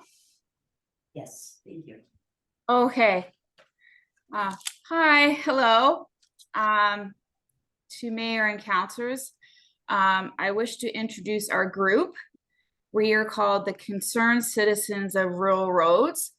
Unfortunately, we did have some other members that would be joining us, but some of them are taken ill. So I am here on behalf of them and speaking for them. So unfortunately, I would like to say that it's sad to say that rural roads regarding proper infrastructure seem to always take a back seat. To us, it is long overdue that our road and other rural roads need to be paved. Our group focuses on the facts regarding gravel roads, especially with gravel pits. Example, the wear and tear on the roads, the maintenance of reapplying the gravel constantly, the dust from the roads, the spring thaw that causes major potholes and a muddy mess, especially with vehicles trying to drive down the roads that are difficult to navigate. We have listed in our report that speed signs need to be implemented to control the speed levels, especially with gravel trucks. Also, stop signs on the corner of the 4th concession to control the speed of our road, noting with the Mennonite school being adjacent to it. As we know, traffic studies are done regularly, I see, and when these traffic studies are done, it focuses on the volume of traffic. It does not and will not take into account the gravel truck traffic. This is constant on our road, despite councilors' thoughts that these gravel trucks run for short periods of time. But some councilors refuse to acknowledge that this road takes a tremendous wear and tear, which in turn creates numerous problems. We propose a timeline to be voted on with council to look at paving the road in sections, so the cost is broken down into increments of payments. We need to remember that our taxes have risen, which we all are aware, but as councilors, we always seem to forget that is us, the people, that pay the councilors. We should not have to pay the price for companies to do businesses of the residents' expense. I wish to hear your solutions, please and thank you. Thanks, Victoria. Any questions from council? Comments? Councilor McCabe? Yeah, thank you for that, Victoria. Further down in our agenda, there is a specific item on concession 4 North, so we'll probably have a further talk or discussion about it then. Okay, Any other questions for Victoria?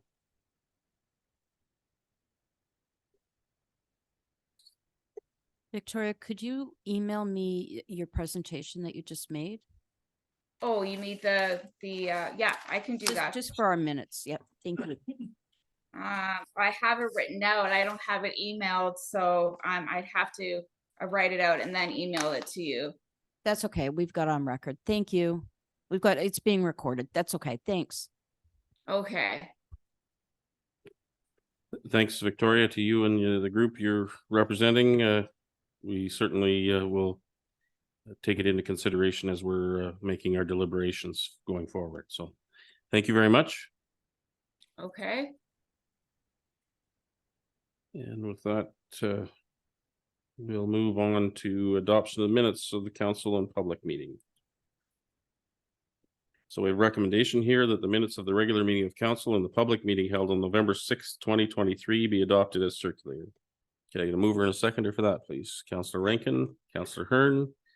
Any questions or comments on those minutes? All those in favor? That's carried. Thank you.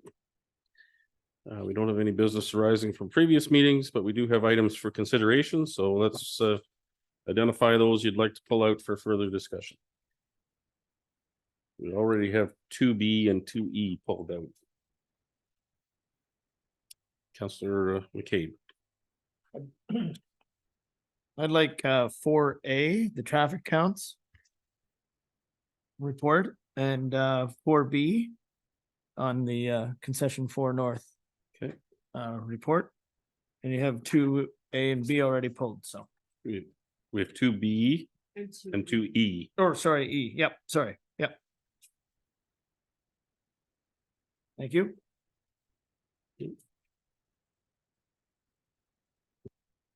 Any others that anyone would like to have pulled out? Did we pull 2A? Not yet. I'd like to pull 2A. 2A. Okay, so I'll just do a recap. So far, we've got 2A, 2B, 2E, 4A, and 4B. Are there any others anyone would like?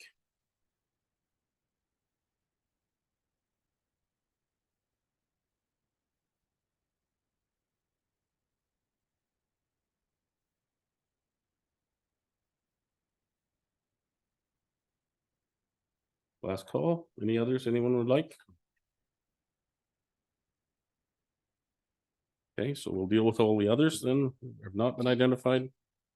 We have a recommendation here that all items listed under items for consideration on the November 20th, 2023 council agenda, with the exception of those items identified for separate discussion, be approved and the recommendations therein be adopted. Getting a mover, Councillor McCabe, seconder, Counselor Rankin. All those in favor? That's carried. Thank you.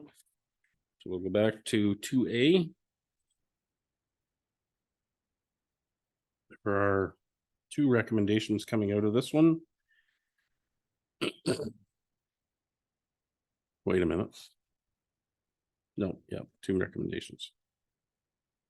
First one being that the Council of the Corporation of the Township of Wellington North received the planning report prepared by Curtis Marshall, Manager of Development Planning, dated November 13th, 2023, regarding recommendation report 440 Wellington Street East, Mount Forest, official plan 2023-01, and zoning bylaw amendment 10/23, proposed stacked townhouse development.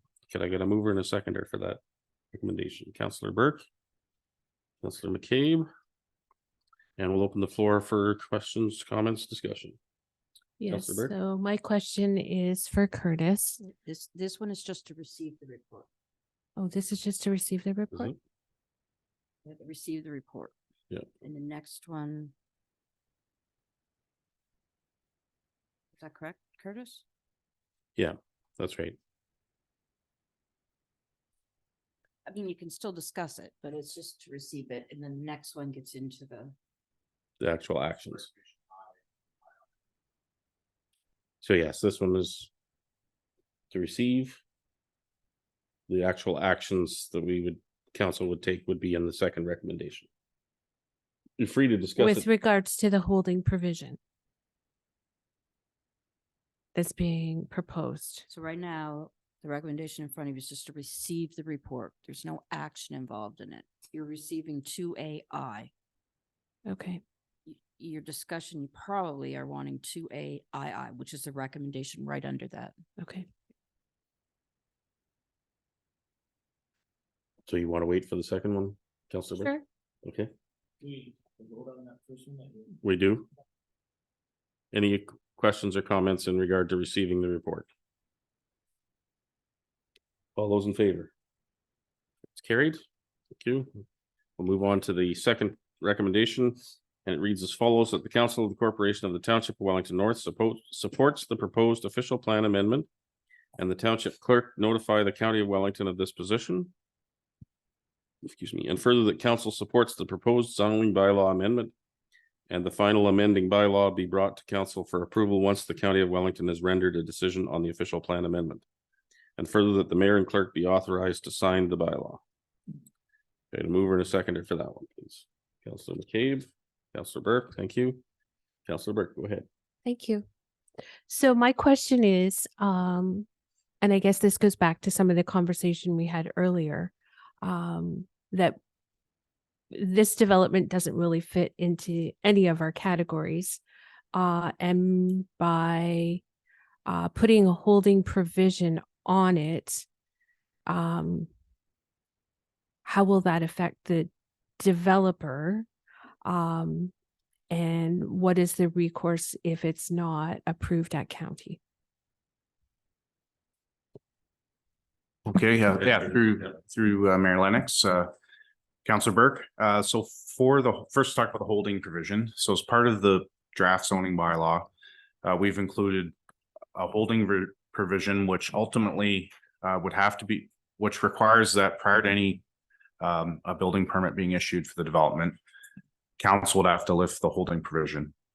And we've attached criteria with that, and they're, I would say, routine or standard criteria. There's not anything specific for this development, but we've attached that there's municipal water and sewage allocations available and provided to the development.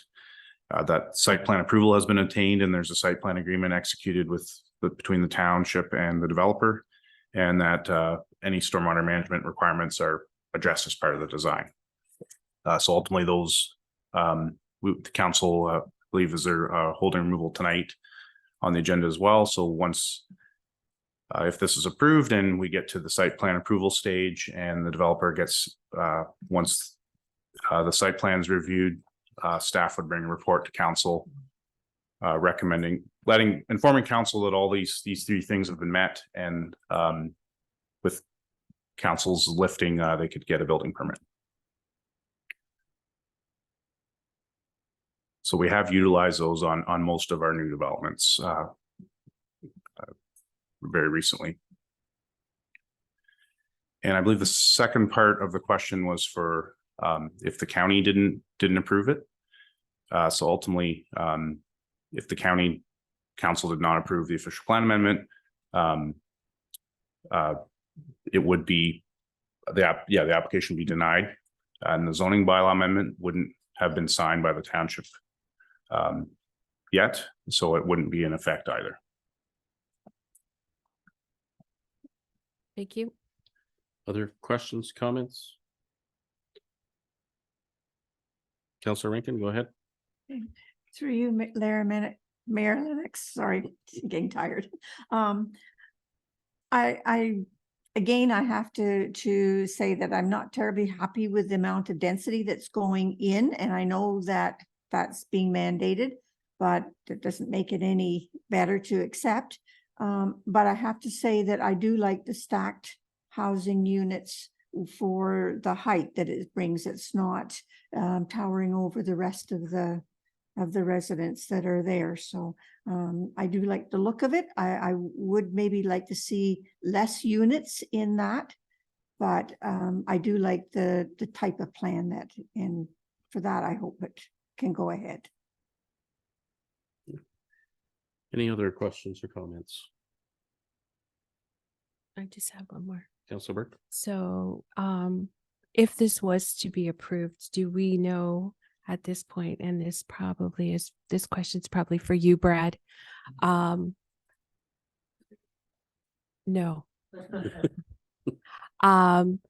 If this was to move forward, I'm not a big proponent of the density either. Will you be requesting minor variances on this site plan? I believe there are a few minor variances requested on the site plan. It is important to note, you had mentioned the height. So we're kind of trying to meet in the middle with that. I mean, with an apartment, you get it up really high. With this, we're pretty much identical to the size of a story and a half. We are able to offer 30% green space roughly on that. It is going to be its own little community. It's going to be heavily landscaped. Right now it's pretty barren. There's a pushover house on it basically at this point. I don't think we've had a lot of kickback from residents on it. The big part of it is, I mean, in this meeting alone, I think I hear a lot of, one, people can't afford houses. Two, our tax base is taking a kick in the butt. So I think this mitigates a couple of things that we're looking to do is, bring entry-level housing to Mount Forest and the surrounding area, but also improve our tax base. I know on an acre and a quarter, instead of throwing in 6 to 7 single-family homes, we can get 28 families in there that can buy a house under 300,000, which in this market just doesn't exist. Like, I don't want to create waves, but at the end of the day, I am a home builder and I do want to bring a lot of houses to town. I will note that I do employ personally over 100 people in this community, not to mention our subcontractors. And the reason why I bring that up is that I've got about 50 people on my staff, and I will say that our people are paid very well. And I think we have a reputation for that because I want to take care of people.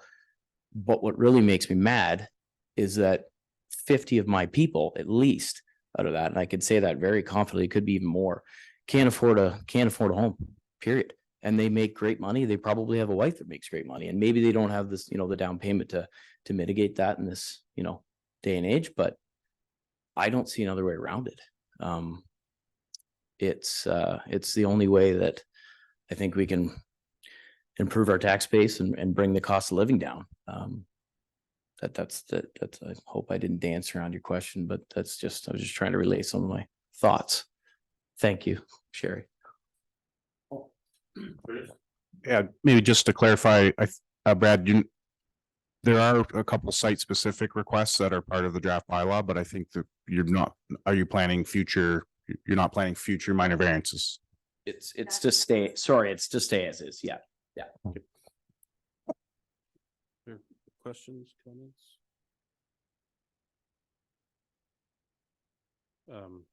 I would make a couple comments too, in that We talk about density, and I hear concerns around density, and I understand some of that. But I think we also need to look at each of these types of things in their own merits as well. As Councillor Rankin pointed out, this is a different style of housing with the stacked townhomes. These are not homes that, most young families would choose to move into if they can afford something else, because they're looking for more space than this would offer. But there are a huge number of people in our community, and I don't like to generalize, but there's groups of people like seniors who are looking to downsize. There's young people who are looking to get into the housing market, and there are other people that are looking, single person households looking for a place to call home. And unless we have the type of housing that those people can access, they're not going to, maybe they're a senior that can't stay in the community. They have to find another place when they're downsizing. Maybe it's a young adult who can't stay in the community and continue to participate in the community because they can't find housing here. I think this variety of housing we absolutely need in our community to be able to continue to have a community where people can feel like it's home, their families can feel like it's home, and they can provide housing. We can provide housing for all stages of life. And I think we need to look at some of this in a different way, in that, if we go back a decade or so, most of our, maybe it's just me, but most people's perception is that we need a single family detached home for our family to move into. And we absolutely still need that type of housing, but we need other types of housing too. And I think this fills one of those gaps. It's different than an apartment building. Maybe some people don't want to live in an apartment building. This gives each person their access to the outside on their own. I think this is a novel way to do it. And I think I think we should try to find a way to make this work in our community. Councillor McCabe. And through you, Mayor Lennox, I think you hit it on the head with one. We have to upgrade or update our policies so that we don't take everyone's time up every time something like this comes forward.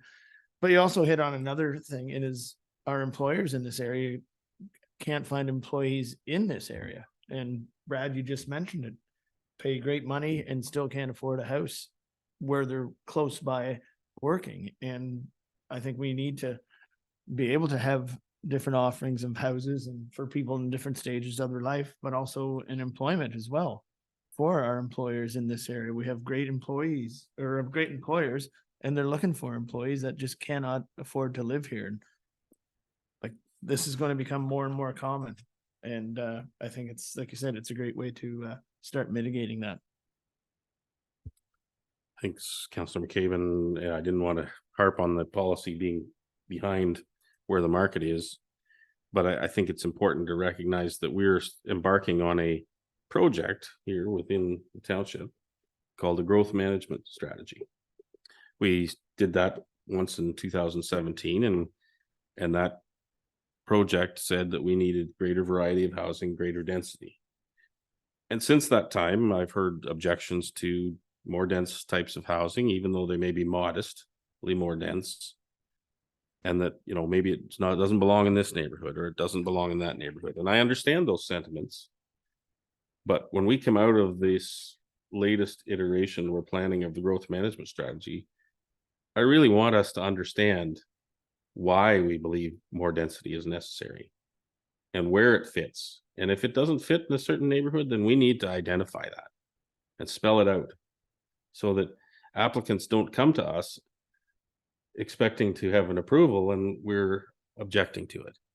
So I guess I'm in some ways I'm throwing down a challenge to say we're embarking on this process in terms of a growth management strategy. Let's be clear about what the outcome of that is. We're going to have to define what type of housing we believe needs to be in our community, where it needs to be, how we're going to service it, and what it's going to look like, because this is going to change the nature of our community. There's no question about it. I hear a lot of people talking about the post-war era, everybody recognizes the 1.5 story post-war houses. Those changed the nature of our community when they arrived. This is just a different stage in time where we need more housing. And yes, it's going to look different.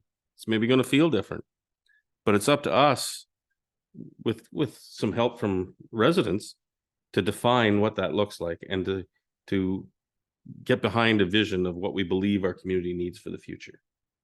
So if it's not housing like what's being proposed here, then that's fine with me. But I want to know how we're going to accommodate the needs of the future for people that live here today and those that will come here tomorrow when we're done that project, that we can all get behind. Lisa, go ahead. Just to add, I mean, I keep going back, I think, sometimes to the housing search that my son had, and again, registered nurse, full-time job, young, and we looked at tons of stacked townhomes, lots of these. They're certainly not new. They're new to our community, but it was absolutely the only thing that he could afford. And again, he didn't want to be a renter, but he wanted to own something, right? So it's your way into the market. But where we ended up buying it, the house had aluminum wiring. So, I mean, it was built in the 70s. This is not new. But it is something that I think that Mount Forest needs to provide Wellington North to accommodate some younger people and downsizing retirees, accommodate their price points. Any other questions or comments? Okay, all those in favor? That's carried. Thank you. We'll move on to 2B. This is with regard to the Marlena Homes part lot control exemption. We have a recommendation here that the Council of the Corporation of the Township of Wellington North receive the planning report prepared by Jessica Rahim, Senior Planner, County of Wellington, dated November 15th, 2023, regarding Marlena Homes, Inc., 504 to 522 Newfoundland Street, Township of Wellington North, Mount Forest, part lot control exemption application. ZBA 21/23. After that mouthful, could I have a mover and a seconder? Councillor McCabe and Councillor Rankin. Any discussion on that? Councillor McCabe? Just have one question with regards to this. So there's excuse me, 10 parts to this lot or this area. And it's semi-detached, so does that mean there's 20 homes basically going in, or am I not reading the numbers problem? Through you, Mayor Lennox, this is a 12 lot, 24 unit subdivision, and tonight's application is to split 5 of those lots. So there'll be 10 units. Oh, okay. All right. So there's 24 total? Yes. Okay. All right. Thank you. Any other questions or comments? All those in favor? That's carried. Thank you. Move on to 2E. This is in regard to consent application B82-23 for Joseph Robert. I'm not going to read all that recommendation. You guys don't want to hear me drone on all that long. So you have it in front of you. Could I get a mover and a seconder, please? Councillor McCabe and Councillor Rankin, thank you. Any questions or comments on that one? All those in favor? That's carried. Thank you. We'll move on to 4A. This is in regard to the fall traffic counts. So a recommendation here that the Council of the Corporation of the Township of Wellington North receive report Ops 2023-41, being a report on the 2023 fall traffic counts. Could I get a mover and a seconder for that, please? Councillor McCabe and Councillor Rankin, thank you. I'll open the floor for discussion. Councillor McCabe. Thank you. And through you, I just have a quick question just with regards to the counts. And just having heard a deputation from council or concession road 4. I guess Tammy, this would be for you. If you're there. Yep. She's... Oh, okay. Sorry to see you there. I guess, can you help me better understand these numbers? Like, it looked like they're set up on almost every block. And the north traffic versus the south traffic, it's about 100 vehicle difference. Would that just be people turning off before they get to the next counter, or? Through you, through you, Mayor Lennox. Yes, so there's tubes that go across the road that pick up the traffic count as vehicles drive over top of it. So it can detect which ones are northbound and which ones are southbound. And then there's discrepancy because either cars turn off at the concession prior to the next traffic count, or perhaps they're going to their own private property. Okay, thank you. Any other questions or comments on this one? All those in favor? That's carried. Thank you. We'll move on to the report regarding concession 4 North. We have a recommendation that the Council of the Corporation of the Township of Wellington North receive report Ops 2023-42 being a report on concession 4 North, and that council directs staff to continue to monitor traffic by completing additional traffic counts in 2024 and future years and present results in a future staff report. Okay, a mover and a seconder for that, please. Councillor McCabe, Councillor Rankin. Discussion. Councillor McCabe. No, you go ahead. Okay. Thank you. And through you, Mayor Lennox. Looking at this report, it's interesting to see that the average speed is actually lower than what is posted at 80, which is great. And that's a great side effect of having a gravel road versus a paved road. And in the past couple of months, having a couple conversations with Mennonite families on that chunk of road, there is concern that if the road is paved, and I will quote, "We are afraid this road, it would turn into a speedway, and with our children biking and walking on this road, it would greatly increase the chance of an accident happening. So just in my mind, above everything else, all the factors considered, resident safety should be paramount, especially children. So having said all of that kind of stuff, I'm going to work this into a question, and I guess probably more for you again, Tammy. The Triton's report was about $1.6 million. And wondering what the cost of the upkeep of that chunk of road on concession 4 North is per year, if you can kind of ballpark it.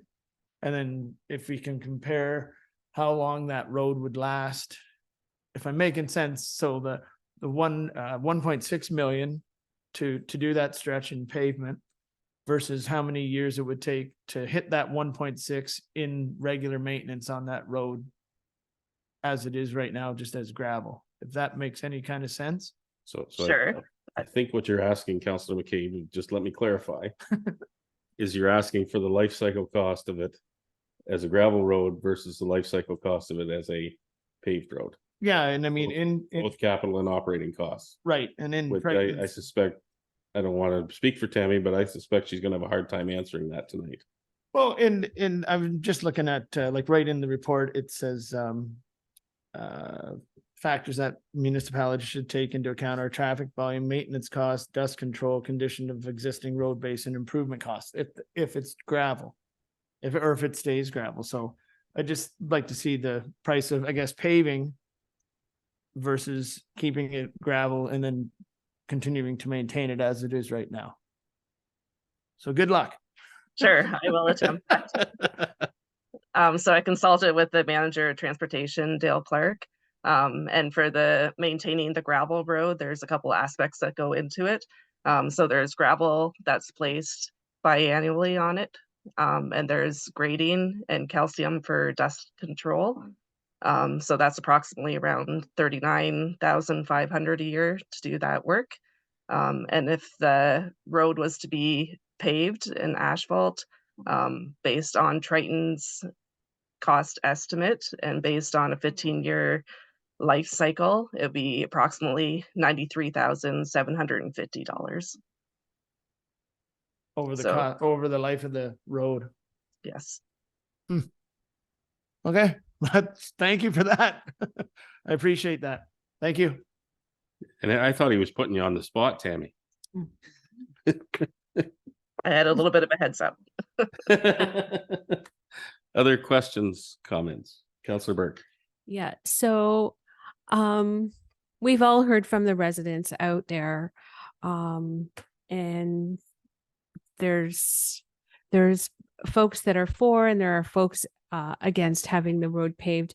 I guess we have talked previously about at council meetings with staff about increasing measures for safety out there.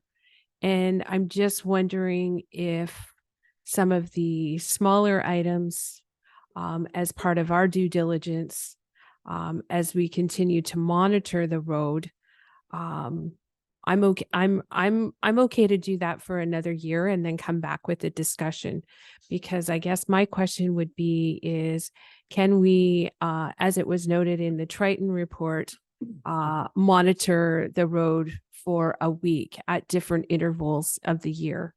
In this the first part of the spring, maybe construction isn't as ramped up as it could possibly be throughout the rest of the summer. So I think it's important, if we're going to continue to monitor it, that we do some due diligence on, maybe as a gesture, we look at putting in a four-way stop to help with some of the traffic concerns. We've talked about increased maintenance on the road. So if we're doing it once or twice a year, maybe an additional application of calcium would help with dust suppression. Like I said, I'm happy to monitor it again for another year and have another discussion, but let's try to mitigate some of the concerns that we do hear from the residents out there.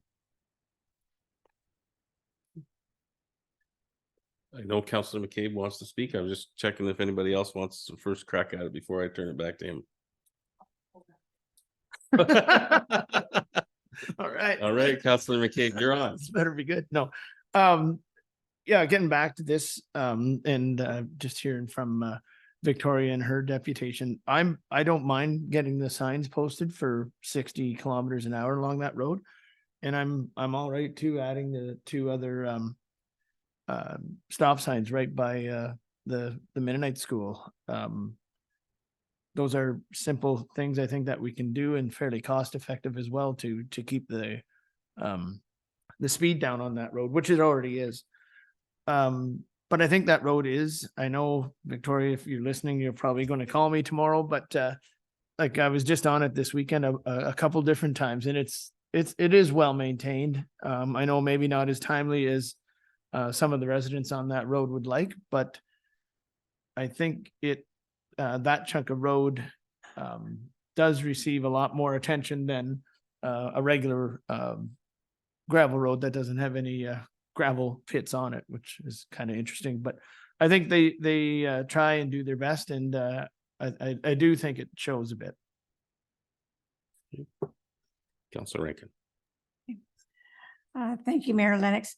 I was just going to narrow Councillor McCabe's first comment down about the cost, because I know that even in town you get potholes in roads that are surface. So I was just, from what I gather, the cost to fix potholes only and not with all the other maintenance, but just the potholes, I gather the cost would be a lot less to do a gravel road than it would be to one that has been paved. Tammy, are you able to help us with that? Sure. So in order to pave the road, we have to do a base preparation on it. So we would add additional granular A material to help support the asphalt. So theoretically, there should be less potholes on an asphalt road. And then the gravel road, the graders maintain that. Hopefully that answered the question. Yes, thank you. And I too would be in favor of signage to reduce the the speed limit to help for the safety of pedestrians and bikers and so forth. And I just had one other comment. When I was out canvassing for the last election a year ago, I was on one road that was a gravel road, was not this one, but it was another road, it was gravelled. And I heard from the residents that, oh yes, they'd like to have it paved.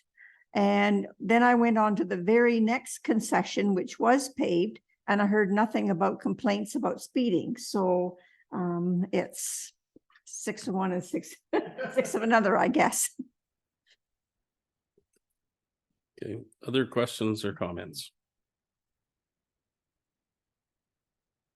Councillor Hearn, go ahead.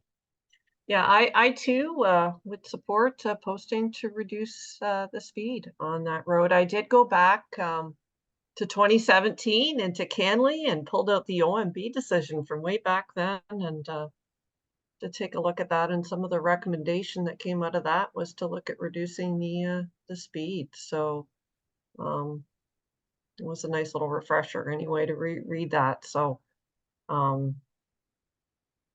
I think reducing the speed likely would be a good idea. As far as paving, that comes down to cost and looking at that again. Any other comments or questions? So I would just make a comment with regard to the speed posting. I don't really have strong objection to changing it, but I would comment that in my county experience, there's a lot more, I've learned there's a lot more goes into the speed that people drive than just the posted speed limit.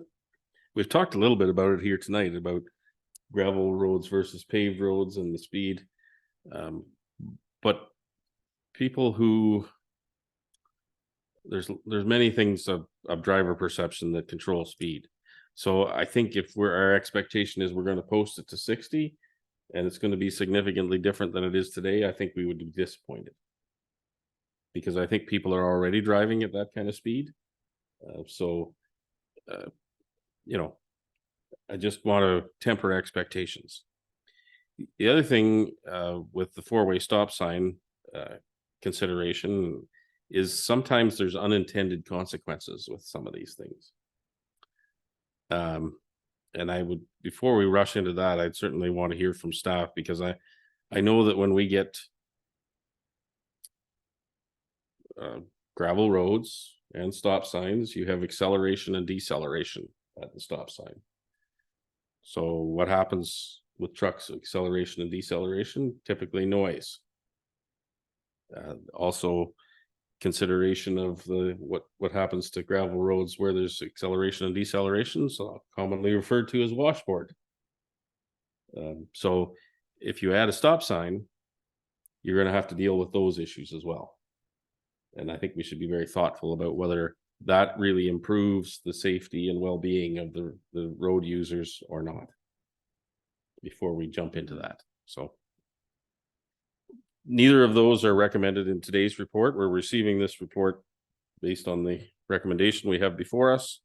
But if we're, as we go forward, I would be cautious about what we implement. Any further questions or comments? All those in favor? Opposed? That's carried. I think that's our end of, not the last one, Karen? Okay. Any notice of motion this evening? Anything from a community group meeting program that anybody would like to report on this evening? Are we all too exhausted? Councillor Burke? I just want to remind everybody about the Flocking Christmas home tour. All proceeds go to the Mount Forest pool build. There are still tickets available, so hopefully the weather's nice and we have lots of people come out. So make sure you get your tickets. Okay. Thank you. Councillor McCabe? Yeah, just a reminder that the Optum Mrs. Arthur Santa Claus Parade is this Saturday at 7 PM as well. Thank you. Did you have something, Councillor Rankin? No, I didn't, but I was just wondering what the theme was, if Councilor McCabe knew. Yes, we have a truck all set up. We're ready to, it'll be ready to go. I'll probably pick it up at 6:15 or 6:30. And then the starting point is at the Arthur Public School, like it was last year. And is it Hawaiian? Is it? You know, I don't know the. Don't. Ask embarrassing questions. Yeah, eh? thanks. I know, I haven't heard back, so sorry. I will get that to you before before Saturday. Unless you already know, Dale. Okay. Any other community group stuff? Hope not. Councillor Hearn, do you have anything for us? No. Okay. Okay. Well, So it's songs of Christmas, Lisa. Thanks, Dale. Oh, sorry. Through you, Karen. Okay, we're on to bylaws. So we have, first we have to deal with the bylaw because it's a provisional drain. So we'll deal with that one separately and then we'll deal with all the others. So we have a recommendation that bylaw number 89-2023 be read a third time and enacted. Can I get a mover and a seconder for that, please? Councillor Burke and Councillor McCabe. Any discussion on that? All those in favor? That's carried. Well, and then there's the other bylaws. So the recommendation would be that bylaw number 105, 106, 107, 108, 109-2023 be read a first, second, and third time and enacted.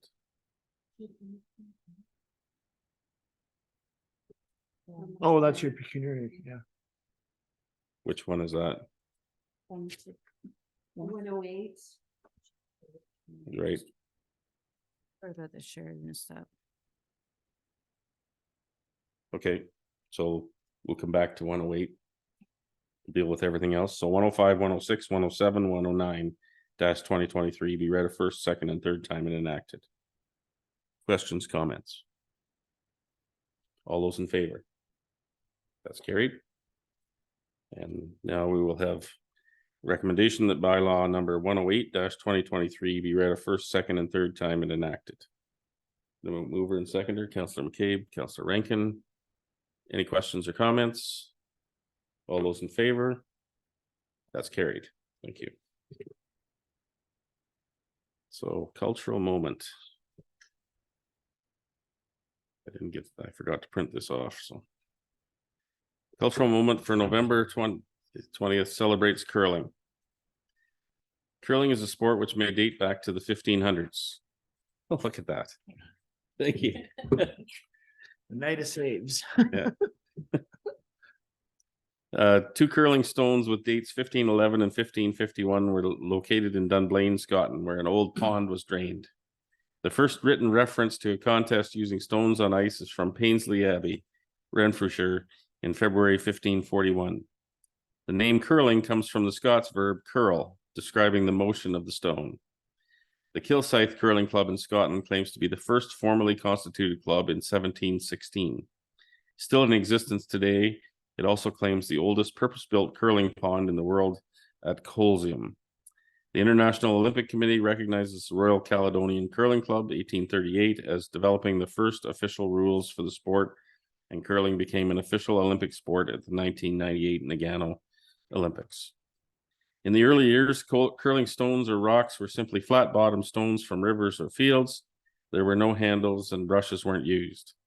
Some had holes for a finger and thumb, much like 10-pin bowling, and winning depended more on luck than skill to maneuver the rocks. Frozen rivers were used prior to groomed ice. Curling has been in Mount Forest since 1880. The first curling club was the Ellis Rink on Elgin Street, and it had natural ice. Over the years, there have been several other venues. However, the current one is located at 144 Egremont Street And he's been there since 1965. Constructed by by Construction for a cost of $60,000. It has an innovative suspended ice surface.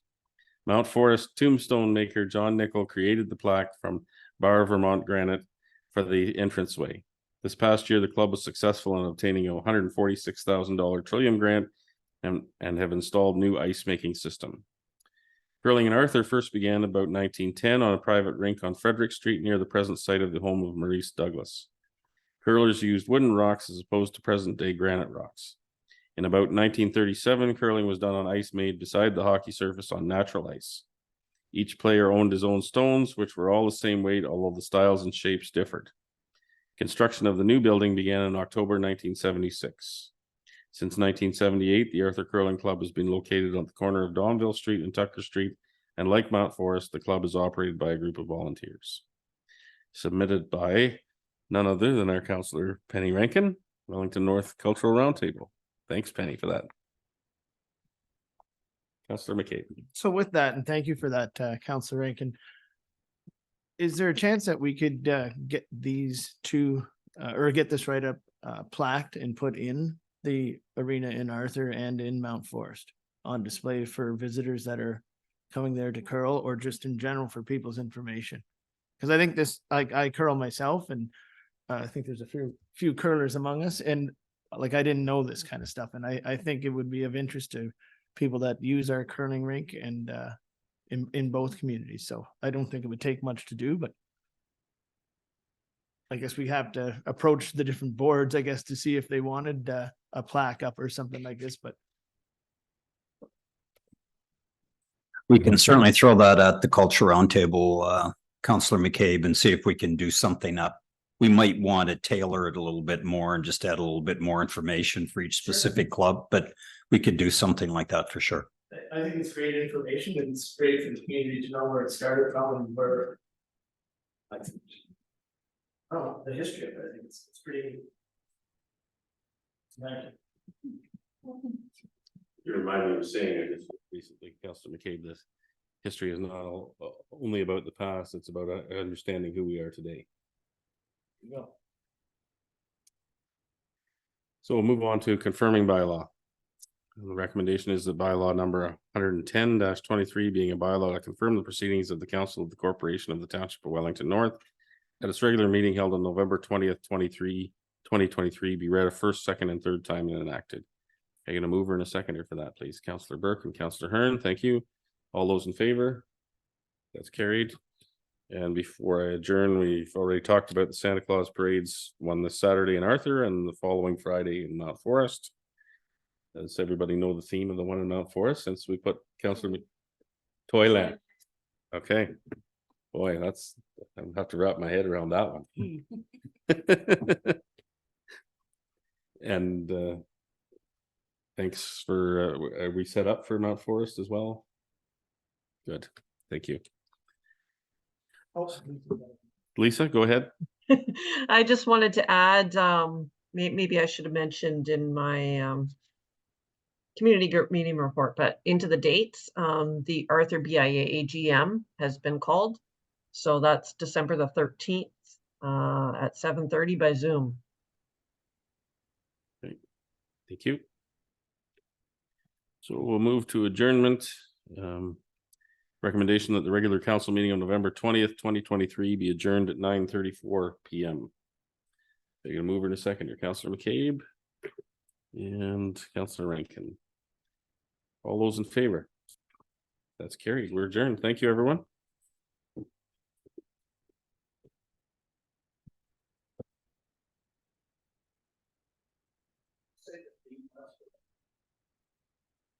Christmas songs.